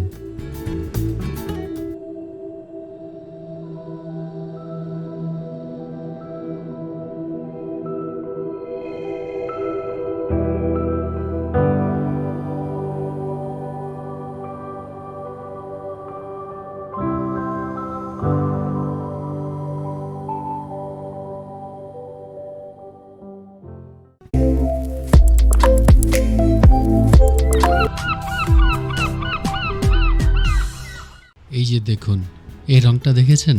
এটা আসল, ফিল্টার না, কোনো এডিটিং না। তুরস্কের অলদিনিজ, একটা বোট আর আমরা আজকে আপনাদের এমন কিছু জায়গা দেখাবো যেগুলোর নাম হয়তো শুনেননি, কিন্তু দেখলে ভুলতে পারবেন না।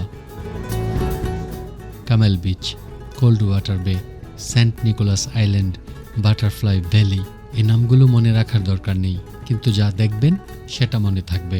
আর হ্যাঁ, আমি শুধু একটা জায়গায় নেমেছি, বাকিগুলোতে না। কেন?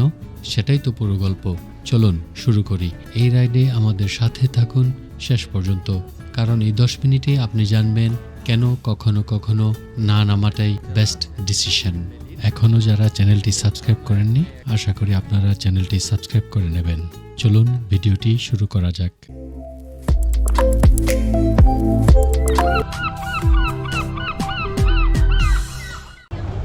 অনুভ্রমণ ব্লগ থেকে আপনাদের সবাইকে স্বাগতম। এই মুহূর্তে আমরা আছি অলুদিনিস পোর্টে।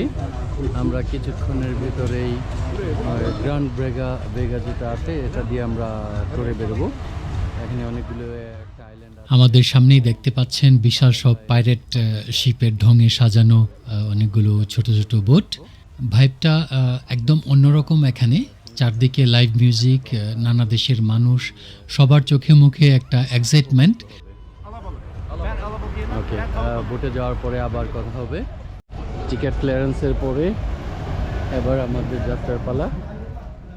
তুর্কি রিভেরা যখন আপনি অতিক্রম করবেন, তার প্রতিটি ধাপে ধাপে অনেকগুলো এক্সকারশন আছে, অনেকগুলো অ্যাট্রাকশন আছে এই ধরনের। হ্যালো। বাচ্চা কোলে থাকাতে এই বোটে উঠতে একটু কসরত করতে হয়েছে। দেবের সাথে সাথে দুলকাচ্ছে। অলরেডি ছেড়ে যাচ্ছে এটা। তো আমরা যাচ্ছি সেন্ট নিকোলাস, তারপরে আপনার বাটারফ্লাই ভ্যালি, তারপরে আরো অনেক স্টপেজ আছে, সবগুলির নাম আমি এখনো বলতে পারছি না। আপনাদেরকে অবশ্য পানির কালারটা এখনো দেখাতে পারিনি সেভাবে, কিন্তু পানির কালার ভাই ওয়াও! ফিরোজা আর গাঢ় নীলের একটা মিক্স আমি আগে খুব কমই দেখেছি। দুবার তোলা হচ্ছে। রোদটা একটু কড়া, কিন্তু সাগরের ঠান্ডা বাতাস সেটা গায়ে লাগতে দিচ্ছে না।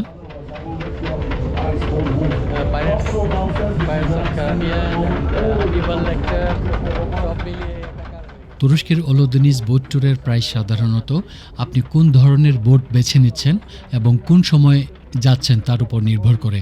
পিক সিজন না অফ সিজনে যাচ্ছেন তার উপর নির্ভর করে।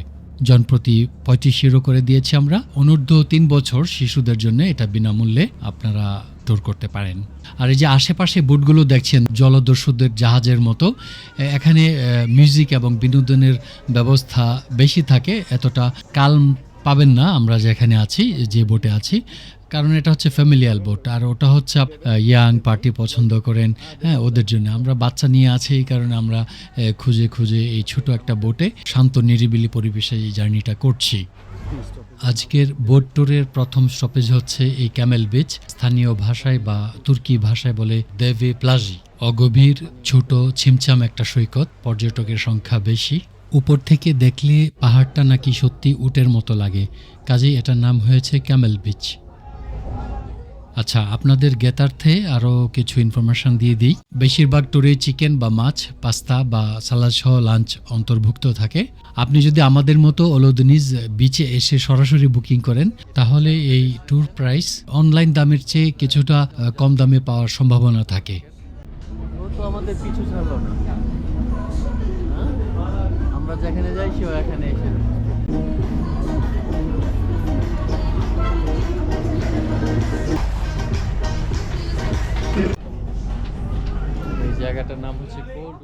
এই জায়গাটির নাম হচ্ছে কোল্ড ওয়াটার বে। নাম শুনেই আন্দাজ করা যায় কি অবস্থা। এখানে পানিতে হাত দিলেই বোঝা যায় ঠান্ডা। পাহাড় থেকে ফ্রেশ পানি নেমে এসে সরাসরি সমুদ্রে মিশছে। এই জায়গাটায় অনেকেই সাঁতার কাটে, কিন্তু আমি নামিনি, কারণ বিচ বলতে গেলে নেই, শুধু পাথর আর মানুষ। তাছাড়া আমার এই মুহূর্তে ভিড়ের ভেতরে ঠান্ডা পানিতে নামার কোনো মোড ছিল না। গ্রিসে বোট ট্রিপ নেবেন, সাইপ্রাসে বোট ট্রিপ নেবেন।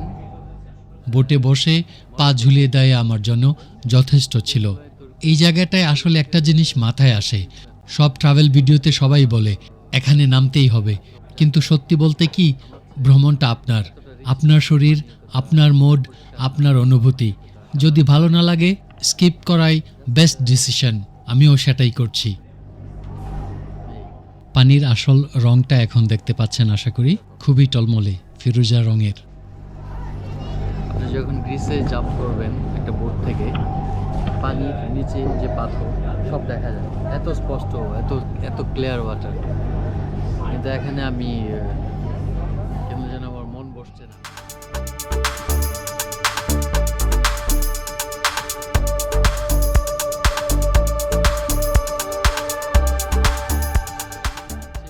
ঘোষণা এসেছে কিছুক্ষণের ভিতরেই লাঞ্চ সার্ভ করা হবে।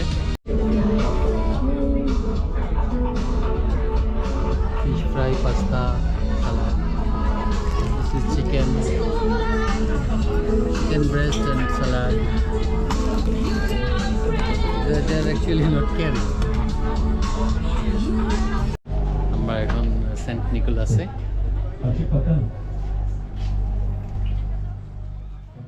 ইতিহাসের দিক থেকে এই সেন্ট নিকোলাস জায়গাটা অনেক গুরুত্বপূর্ণ। এখানে একটা পুরনো চার্চ আছে, চার্চের ধ্বংসাবশেষ আছে, কিন্তু আবারও সে একই ব্যাপার। নামার জায়গাটা খুবই ছোট, পর্যটক বেশি, পানি একটু ঘোলা, তাই আমি বোট থেকেই দেখছি। আর বোট থেকে এই দ্বীপটা বেশি সিনেমেটিক লাগে। পাহাড়ের গায়ে পুরনো পাথর, সময়ে খাওয়া দেয়াল আর সামনে নীল সমুদ্র। দূর থেকে দেখলে একটা রহস্যময় ভাব আসে, কাছে গেলে হয়তো সেটা আর থাকে না। আপনি বোট থেকেই দেখতে পাবেন যে পানির নিচে প্রাচীন যুগের দালান কোটার ধ্বংসাবশেষ, যা একসময় এক ভূমিকম্পে পুরো শহরটাই সমুদ্রের নিচে ধ্বংসপ্রাপ্ত হয়েছিল।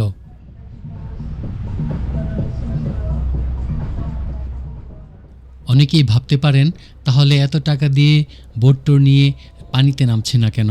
আসলে বোট টোর নেওয়া মানে সব জায়গায় নামা না। বোট টোর মানে এই পুরো কোস্ট লাইনটা দেখা, পাহাড় আর সমুদ্রের মাঝখানে দিয়ে চলা। এই জার্নিটাই আসল। এই বোটটা যখন ছেড়েছিল তখনই বুঝে গেছি এই জার্নিটা আসলে গন্তব্য নিয়ে না, মাঝখানে সময়টা নিয়ে। অলুদিনিজের পানি আলাদা, রংটা ঠিক নীল না, আবার সবুজও না, একটু টার্কোয়েজ, একটু ডিপ ব্লু। বোট যখন চলতে থাকে পানির রং বদলাতে বদলাতে সামনে যায়, তখন আমি চুপচাপ হয়ে থাকি, যেন এই চুপচাপ থাকাটাই একটা বিলাসিতা। দর্শক বন্ধুরা, আমাদের পরবর্তী এবং শেষ গন্তব্য হচ্ছে বাটারফ্লাই ভ্যালি। দূর থেকে দেখতেই মনে হলো ওয়াও, দুই পাশে উঁচু পাহাড়, মাঝখানে একটা সরু ভ্যালি, সবুজ গাছপালা আর সামনে বিচ। এই জায়গাকে বাটারফ্লাই ভ্যালি নাম করার কারণ হচ্ছে একসময় এখানে 1000 প্রজাতির রেয়ার স্পিসিসের প্রজাপতি পাওয়া যেত। এখন তেমনটা দেখা যায় না। এটা দৃষ্টিনন্দন হবে, সুন্দর হবে। আশা করি আপনারা আমার সঙ্গে থাকবেন, উপভোগ করবেন। আমরা আর কিছুক্ষণের ভিতরেই পৌঁছে যাব।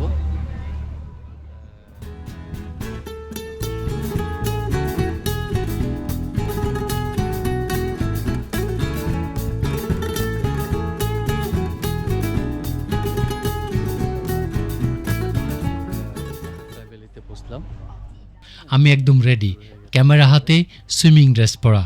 তারপর নামলাম, আর নামার সাথে সাথেই রিয়েলিটি চেক। বিচটা একটু ছোট, মানে সিরিয়াসলি ছোট, তার উপর এখানে বোটগুলো ভিড়েছে। পানিতে নামলাম কিন্তু সেই ফিলিংসটা পেলাম না যেটা আশা করেছিলাম। পানি একটু ঘোলাটে, গাইড বলল ওয়াটারফল দেখতে হলে ভেতরে 20 মিনিট হাঁটতে হবে, কিন্তু আমাদের টোটাল টাইম 45 মিনিট, মানে যাওয়া আসা করলে বিচে সময়ই পাবো না। আমি কিছু ফটো তুললাম, কিছু ভিডিও শ্যুট নিলাম, কিন্তু মন থেকে এনজয় করতে পারলাম না। 25 মিনিট পর বোটে ফিরে এলাম, 4টা স্টপ, আর আমি নামলাম শুধু বাটারফ্লাই ভ্যালিতে, বাকি 3টায় না। অনেকে হয়তো বলবে এত টাকা দিয়ে বোট টোর করলাম আর নামলাম না, পাগল নাকি? কিন্তু আমি মনে করি এটাই ছিল রাইট ডিসিশন। কারণ ট্রাভেল মানে তো শুধু সব জায়গায় পা রাখা না, ট্রাভেল মানে সেই এক্সপিরিয়েন্স যেটা আপনাকে পিস দেয়। তো বন্ধুরা, অলুদিনিজ বোট ট্যুরের পুরো গল্প এটাই। 4টা জায়গায় গেলাম, একটাই নামলাম, 3টা শুধু দেখেই গেলাম আর শিখলাম ফোমোতে ভুগে সব জায়গায় নামার দরকার নেই। আপনার যেখানে ভালো লাগবে সেখানে থাকুন, বাকিটা স্কিপ করে দিন। এটা আপনার জার্নি, আপনার রুলস। আর হ্যাঁ, এই বোট রাইড নিজেই একটা এক্সপিরিয়েন্স, শুধু ডেস্টিনেশন না, জার্নিটাও এনজয় করার মতো। আমি অনেক সময় বলে থাকি একটা কথা, আমার মতে গন্তব্যে পৌঁছা অবশ্যই গুরুত্বপূর্ণ, কিন্তু আমার জন্যে গন্তব্যে আমি কিভাবে পৌঁছলাম সেটাও অনেক গুরুত্বপূর্ণ ভূমিকা রাখে।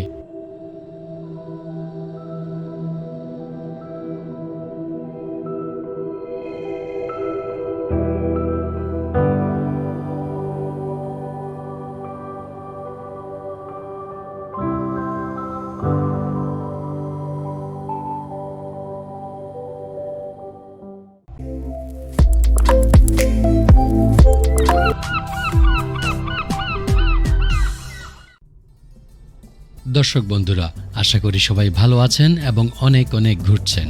যারা আমাদের এই ভ্রমণ ফলো করছেন, আপনারা সবাই জানেন যে এই মুহূর্তে আমরা তুর্কিতে রয়েছি এবং তুর্কির দক্ষিণ পশ্চিম অঞ্চলের ফাতিয়ে এবং অলুদেনিজে ঘোরাফেরা করছি। তো এবারকার আমাদের যাত্রা হচ্ছে বদ্রুম শহরে। এই বদ্রুম শহরটা তুর্কির দক্ষিণ পশ্চিম দিকে অবস্থিত। এটি এজিয়ান সাগরের উপকূলে মুগলা প্রদেশে একটি জনপ্রিয় পর্যটন শহর। বদ্রুম মূলত একটা উপদ্বীপ। এটি গ্রিসের কোস দ্বীপের খুবই কাছে এবং এটি তুর্কির অন্যতম সুন্দর সমুদ্র উপকূলীয় এলাকা হিসাবে পরিচিত। এখানে প্রাচীন ইতিহাস, সুন্দর সৈকত, নীল জল এবং প্রাণবন্ত নৈশ জীবনের জন্য বিখ্যাত। ফাতিয়ে থেকে বদ্রুমের দূরত্ব প্রায় 220 থেকে 240 কিলোমিটার। সড়ক পথে গেলে 3.5 থেকে 4 ঘন্টা সময় লাগে। যদিও ট্রাফিক এবং কোন রুট ধরে যাচ্ছেন তার উপরে নির্ভর করে সময়টা একটু কম বা বেশি হতে পারে। মূল রুট হলো ফাতিয়া থেকে মুগলা হয়ে মিলাস দিয়ে বদ্রুম। রাস্তাটা বেশ সুন্দর, পাহাড়ি এলাকা দিয়ে যেতে হয়। কিছু জায়গায় সমুদ্রের দারুণ ভিউ পাওয়া যায়। এই পর্যন্ত আমার দেখার মধ্যে সবচেয়ে সুন্দর কোস্টাল রোড হচ্ছে এটি। বদ্রুম যাওয়ার জন্য বেশ কয়েকটা অপশন আছে, তবে সবচেয়ে জনপ্রিয় হলো বাস সার্ভিস। পামুকালে, মেট্রো, কামিল এর মতো ভালো কোম্পানির বাস প্রায় প্রতি 1-2 ঘন্টায় ছেড়ে যায়। টিকিটের দাম পড়বে 150 থেকে 250 লিরা, মানে বাংলাদেশি টাকায় প্রায় 2 থেকে 3 হাজার টাকা। বাসগুলো খুবই আরামদায়ক এবং সময় মতোই চলে। যদি একটু বেশি স্বাধীনতা চান এবং নিজের মতো করে যেতে চান, তাহলে রেন্টাল কার নেওয়াটাই বেস্ট অপশন। এতে করে যেখানে ইচ্ছে মতো থামতে পারবেন, ছবি তুলতে পারবেন আর পুরো সেনিক রোডটা নিজের পেসে এনজয় করতে পারবেন। যদি একেবারে ঝামেলা ছাড়া যেতে চান, তাহলে প্রাইভেট ট্রান্সফারটাই নেওয়া ভালো। তবে এটা একটু ব্যয়বহুল, প্রায় 100 থেকে 150 ইউরো খরচ করতে হবে। আর সবচেয়ে সস্তা অপশন হলো ডলমাস, যেটা শেয়ার্ড মিনি বাস, কিন্তু এতে বেশ কয়েকবার গাড়ি বদলাতে হয় এবং সময়ও বেশি লাগে। তাই যদি বাজেট টাইট না থাকে তাহলে এটা এড়িয়ে যাওয়াই ভালো। তো আমাদের পরিকল্পনা হচ্ছে আগামী 2-3 দিন আমরা বদ্রুম শহরে থাকব। এই শহরটা আমরা ঘুরে ফিরে দেখব। আশা করি আপনারা সবাই আমাদের সঙ্গে থাকবেন এবং ভিডিওটি শেষ পর্যন্ত থেকে আমাদেরকে সাবস্ক্রাইব করবেন, লাইক দিবেন, কমেন্ট করবেন, আমাদেরকে উৎসাহিত করবেন। তাহলে চলুন আর কথা না বাড়িয়ে ভিডিওটি এখনই শুরু করে দেওয়া যাক।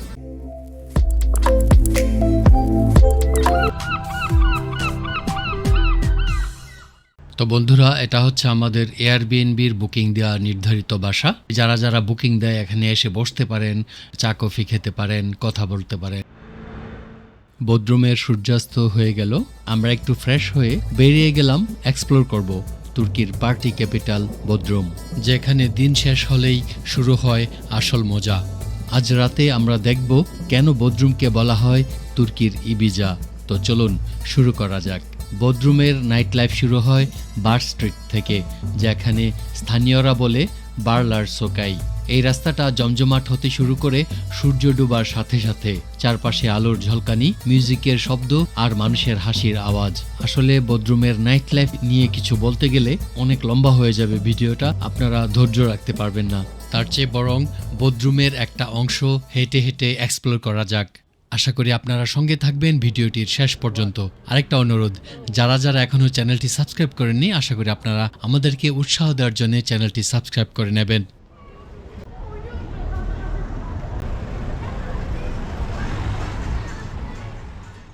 রাত 10টা বেজে গেছে।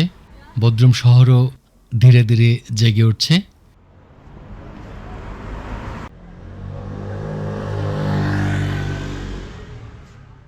এটি একটি সুন্দর সুভিনির শপ। বদ্রুম তুর্কির অন্যতম নিরাপদ শহর, বিশেষ করে পর্যটকদের জন্য। এটি একটি আন্তর্জাতিক পর্যটন কেন্দ্র হওয়ায় নিরাপত্তা ব্যবস্থা বেশ শক্তিশালী। শহরটিতে সারা বছর প্রচুর পর্যটক থাকে, তাই পুলিশ এবং সিকিউরিটি সবসময় সতর্ক থাকে।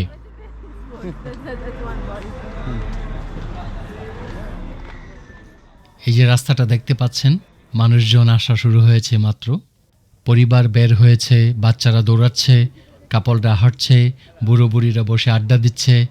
বাংলাদেশে রাত 10টা মানে ঘুমের সময়, কিন্তু এখানে রাতটা শুরুই হয় এই সময়ে। কারণ বদ্রুমের আসল নাইট লাইফ এখানেই, এই রাস্তায়, এই মানুষের মধ্যে। চারদিকে রেস্টুরেন্ট খোলা হচ্ছে, মানুষজন ওখানে যাবে, খাবে, গল্প করবে, হাসবে। তরুণ তরুণীরা সেখানে বসে আড্ডা দেবে।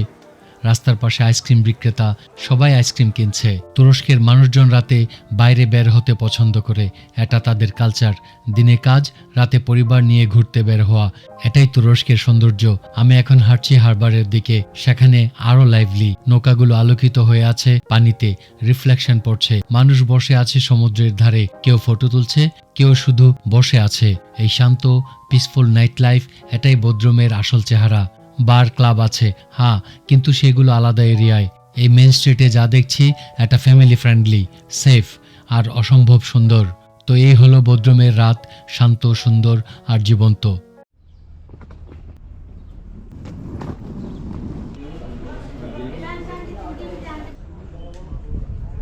গত রাতে হঠাৎ করে প্ল্যান হলো যে আমরা গ্রিসে যাব, 20 মিনিটের ক্রুজ। তো সকাল 5টায় উঠে এখন 7টা সাড়ে 7টা বাজে। ইমিগ্রেশনের জন্য দাঁড়িয়ে আছি, 8টায় খুলবে। তারপরে আমরা গ্রিসের কস আইল্যান্ডে যাব, ওখানে 4-5 দিন থেকে আবার এখানে ব্যাক করব। এই হচ্ছে আপাতত প্ল্যান। ওকে, ইমিগ্রেশনের পরে এখন আমরা শিপে উঠবো। বড়টা না, ছোটটা। মাঝারি একটা কামরা, একটা স্ক্যানার মেশিন, এগুলি ছিল ইমিগ্রেশনের ভেতরে। আহামরি কিছু না, কিছু জিজ্ঞেস করে না, শুধু পাসপোর্ট দেখলো, তারপরে বলল go head, no questions, no hassle, smooth immigration, এবং বেরিয়ে গেলাম। তুরস্ক থেকে গ্রিস, এশিয়া থেকে ইউরোপ, মাত্র 20 মিনিটে। ছোট একটা বোট আর সমুদ্র। এই যে পাহাড়গুলো দেখতে পাচ্ছেন, এর পেছনেই হচ্ছে গ্রিসের কস আইল্যান্ড। আজকে আমি এই সমুদ্র পার হব মাত্র 20 মিনিটে। 2টি দেশ, 2টি মহাদেশ, 2টি কালচার এবং 2টি আলাদা অভিজ্ঞতা। কিন্তু এত সহজ তো হওয়ার কথা না, তাই না? ইমিগ্রেশন, পাসপোর্ট চেক, ভিসা আসলে কতটা সহজ বা কঠিন হবে, আর বোদ্রুম থেকে গ্রিসে যাওয়া আসলে কেমন লাগে তা জানতে চলুন আমার সঙ্গে এই জার্নিতে, এবং চ্যানেলটি সাবস্ক্রাইব করে ভিডিওটির শেষ পর্যন্ত আমাদের সঙ্গে থাকুন। 20 মিনিটের সমুদ্র পথ, তারপরে গ্রিস। 20 মিনিটের যাত্রা ছিল। আমি এখন গ্রিসে চলে আসছি, গ্রিসের কস আইল্যান্ড। গ্রিসের ফ্ল্যাগ, ইমিগ্রেশন ছিল আমাদের শিপ আইরিস। আপনি ইচ্ছে করলে বোদ্রুম থেকে কস আইল্যান্ডে ডে ট্রিপ নিতে পারেন, যেমন সকাল সকাল চলে আসলেন, তারপরে আবার বিকেলে ব্যাক করলেন। এটা তুর্কি যাবে, বোদ্রুম।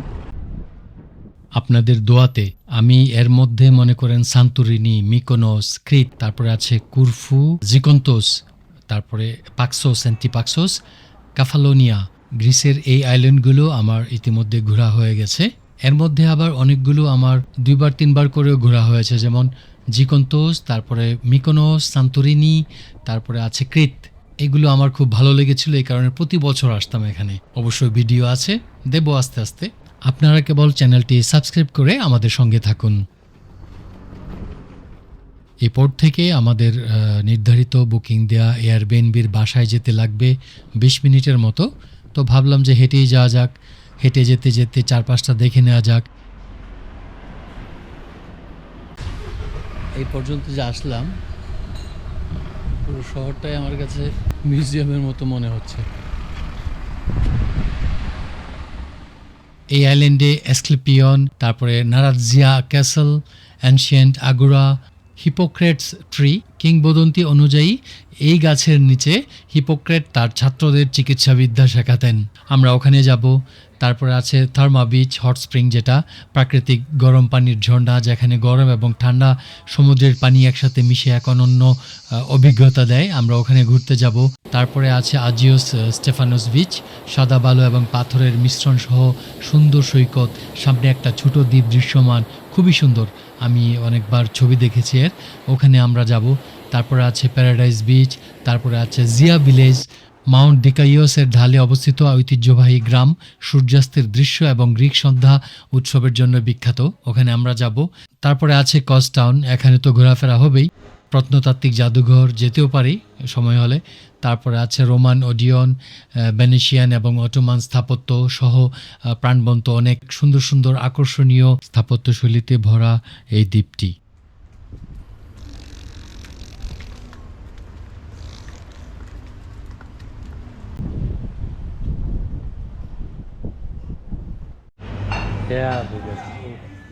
এই পর্যন্ত হেঁটে যতটুকু ধারণা হলো এই দ্বীপটি সম্পর্কে, এটি একটি পুরোটাই পর্যটনের উপরে দাঁড়িয়ে আছে। ধরেন ট্যুরিস্ট সিজন না থাকলে এই দ্বীপটি ঘুমিয়ে থাকে। হ্যাঁ, এমন অনেক আইল্যান্ড আছে যে 6 মাস সজাগ থাকে আর 6 মাস ঘুমায়। গ্রিসে আমাদের বাংলাদেশের বহু ভাই ব্রাদাররা কাজ করেন এখানে। ওনাদের মাঝে অনেকেই আছেন যারা এইসব আইল্যান্ডে কাজ করেন, বেশিরভাগই রেস্টুরেন্টের কাজকর্ম করে থাকেন ওনারাও বছরে 6 মাস এখানে কাজ করেন আর বাকি সময়টুকু অ্যাথেন্স কিংবা বাংলাদেশে কাটান। তারপরে যখন সিজন আসে তখন আবার ওনারা আইল্যান্ডে ছড়িয়ে পড়েন। দর্শক বন্ধুরা, এই চ্যানেলটি সাবস্ক্রাইব করতে ভুলবেন না। তখন আন্তালিয়া থেকে শুরু করে কাশ, তারপর ফাতিয়ে, ওলোদেনিজ আর শেষে বদ্রুম। এই পুরো তুর্কিশ রিভিয়েরা যেন একটা লম্বা ধীরে ধীরে বদলে যাওয়া সিনেমা। কোথাও পাহাড় নেমে গেছে নীল সাগরে, কোথাও ছোট্ট হারবারে সন্ধ্যার আলো, কোথাও প্যারাগ্লাইডার আকাশে ভাসছে, আর কোথাও রাত নামলেই শহর বদলে গেছে একদম অন্য রূপে। এই ট্রিপ আমাকে একটা জিনিস শিখিয়েছে, ভ্রমণ মানে শুধু জায়গা দেখা না, ভ্রমণ মানে গতি কমানো, নিজের ভেতরের শব্দগুলো শোনা আর বুঝতে পারা পৃথিবী আসলে কত বিশাল আর আমরা কত ছোট কিন্তু কত জীবন্ত। তুর্কিশ রিভিয়েরা শুধু সুন্দর না, এটা একটা অনুভূতি। সূর্যাস্তের রং, লবণ মেশানো বাতাস, পাহাড়ি রাস্তায় ড্রাইভ, এগুলো ক্যামেরায় ধরা যায় কিন্তু পুরোটা বোঝা যায় শুধু সেখানে দাঁড়িয়ে। হয়তো এই ট্রিপ শেষ, কিন্তু এই নীল, এই আলো, এই রাস্তা মাথার ভেতর অনেক দিন থেকে যাবে। আপনি যদি একদিন এখানে আসেন, শুধু ছবি তুলবেন না, একটু থেমে এদিক সেদিক তাকাবেন, হয়তো আপনিও নিজের একটা নতুন সংস্করণ খুঁজে পেতে পারেন। এই ব্লগটি শেষ পর্যন্ত থাকার জন্য সবাইকে অনেক অনেক ধন্যবাদ। দেখা হবে পরের এপিসোডে। সবার সুস্বাস্থ্য কামনা করে বিদায়।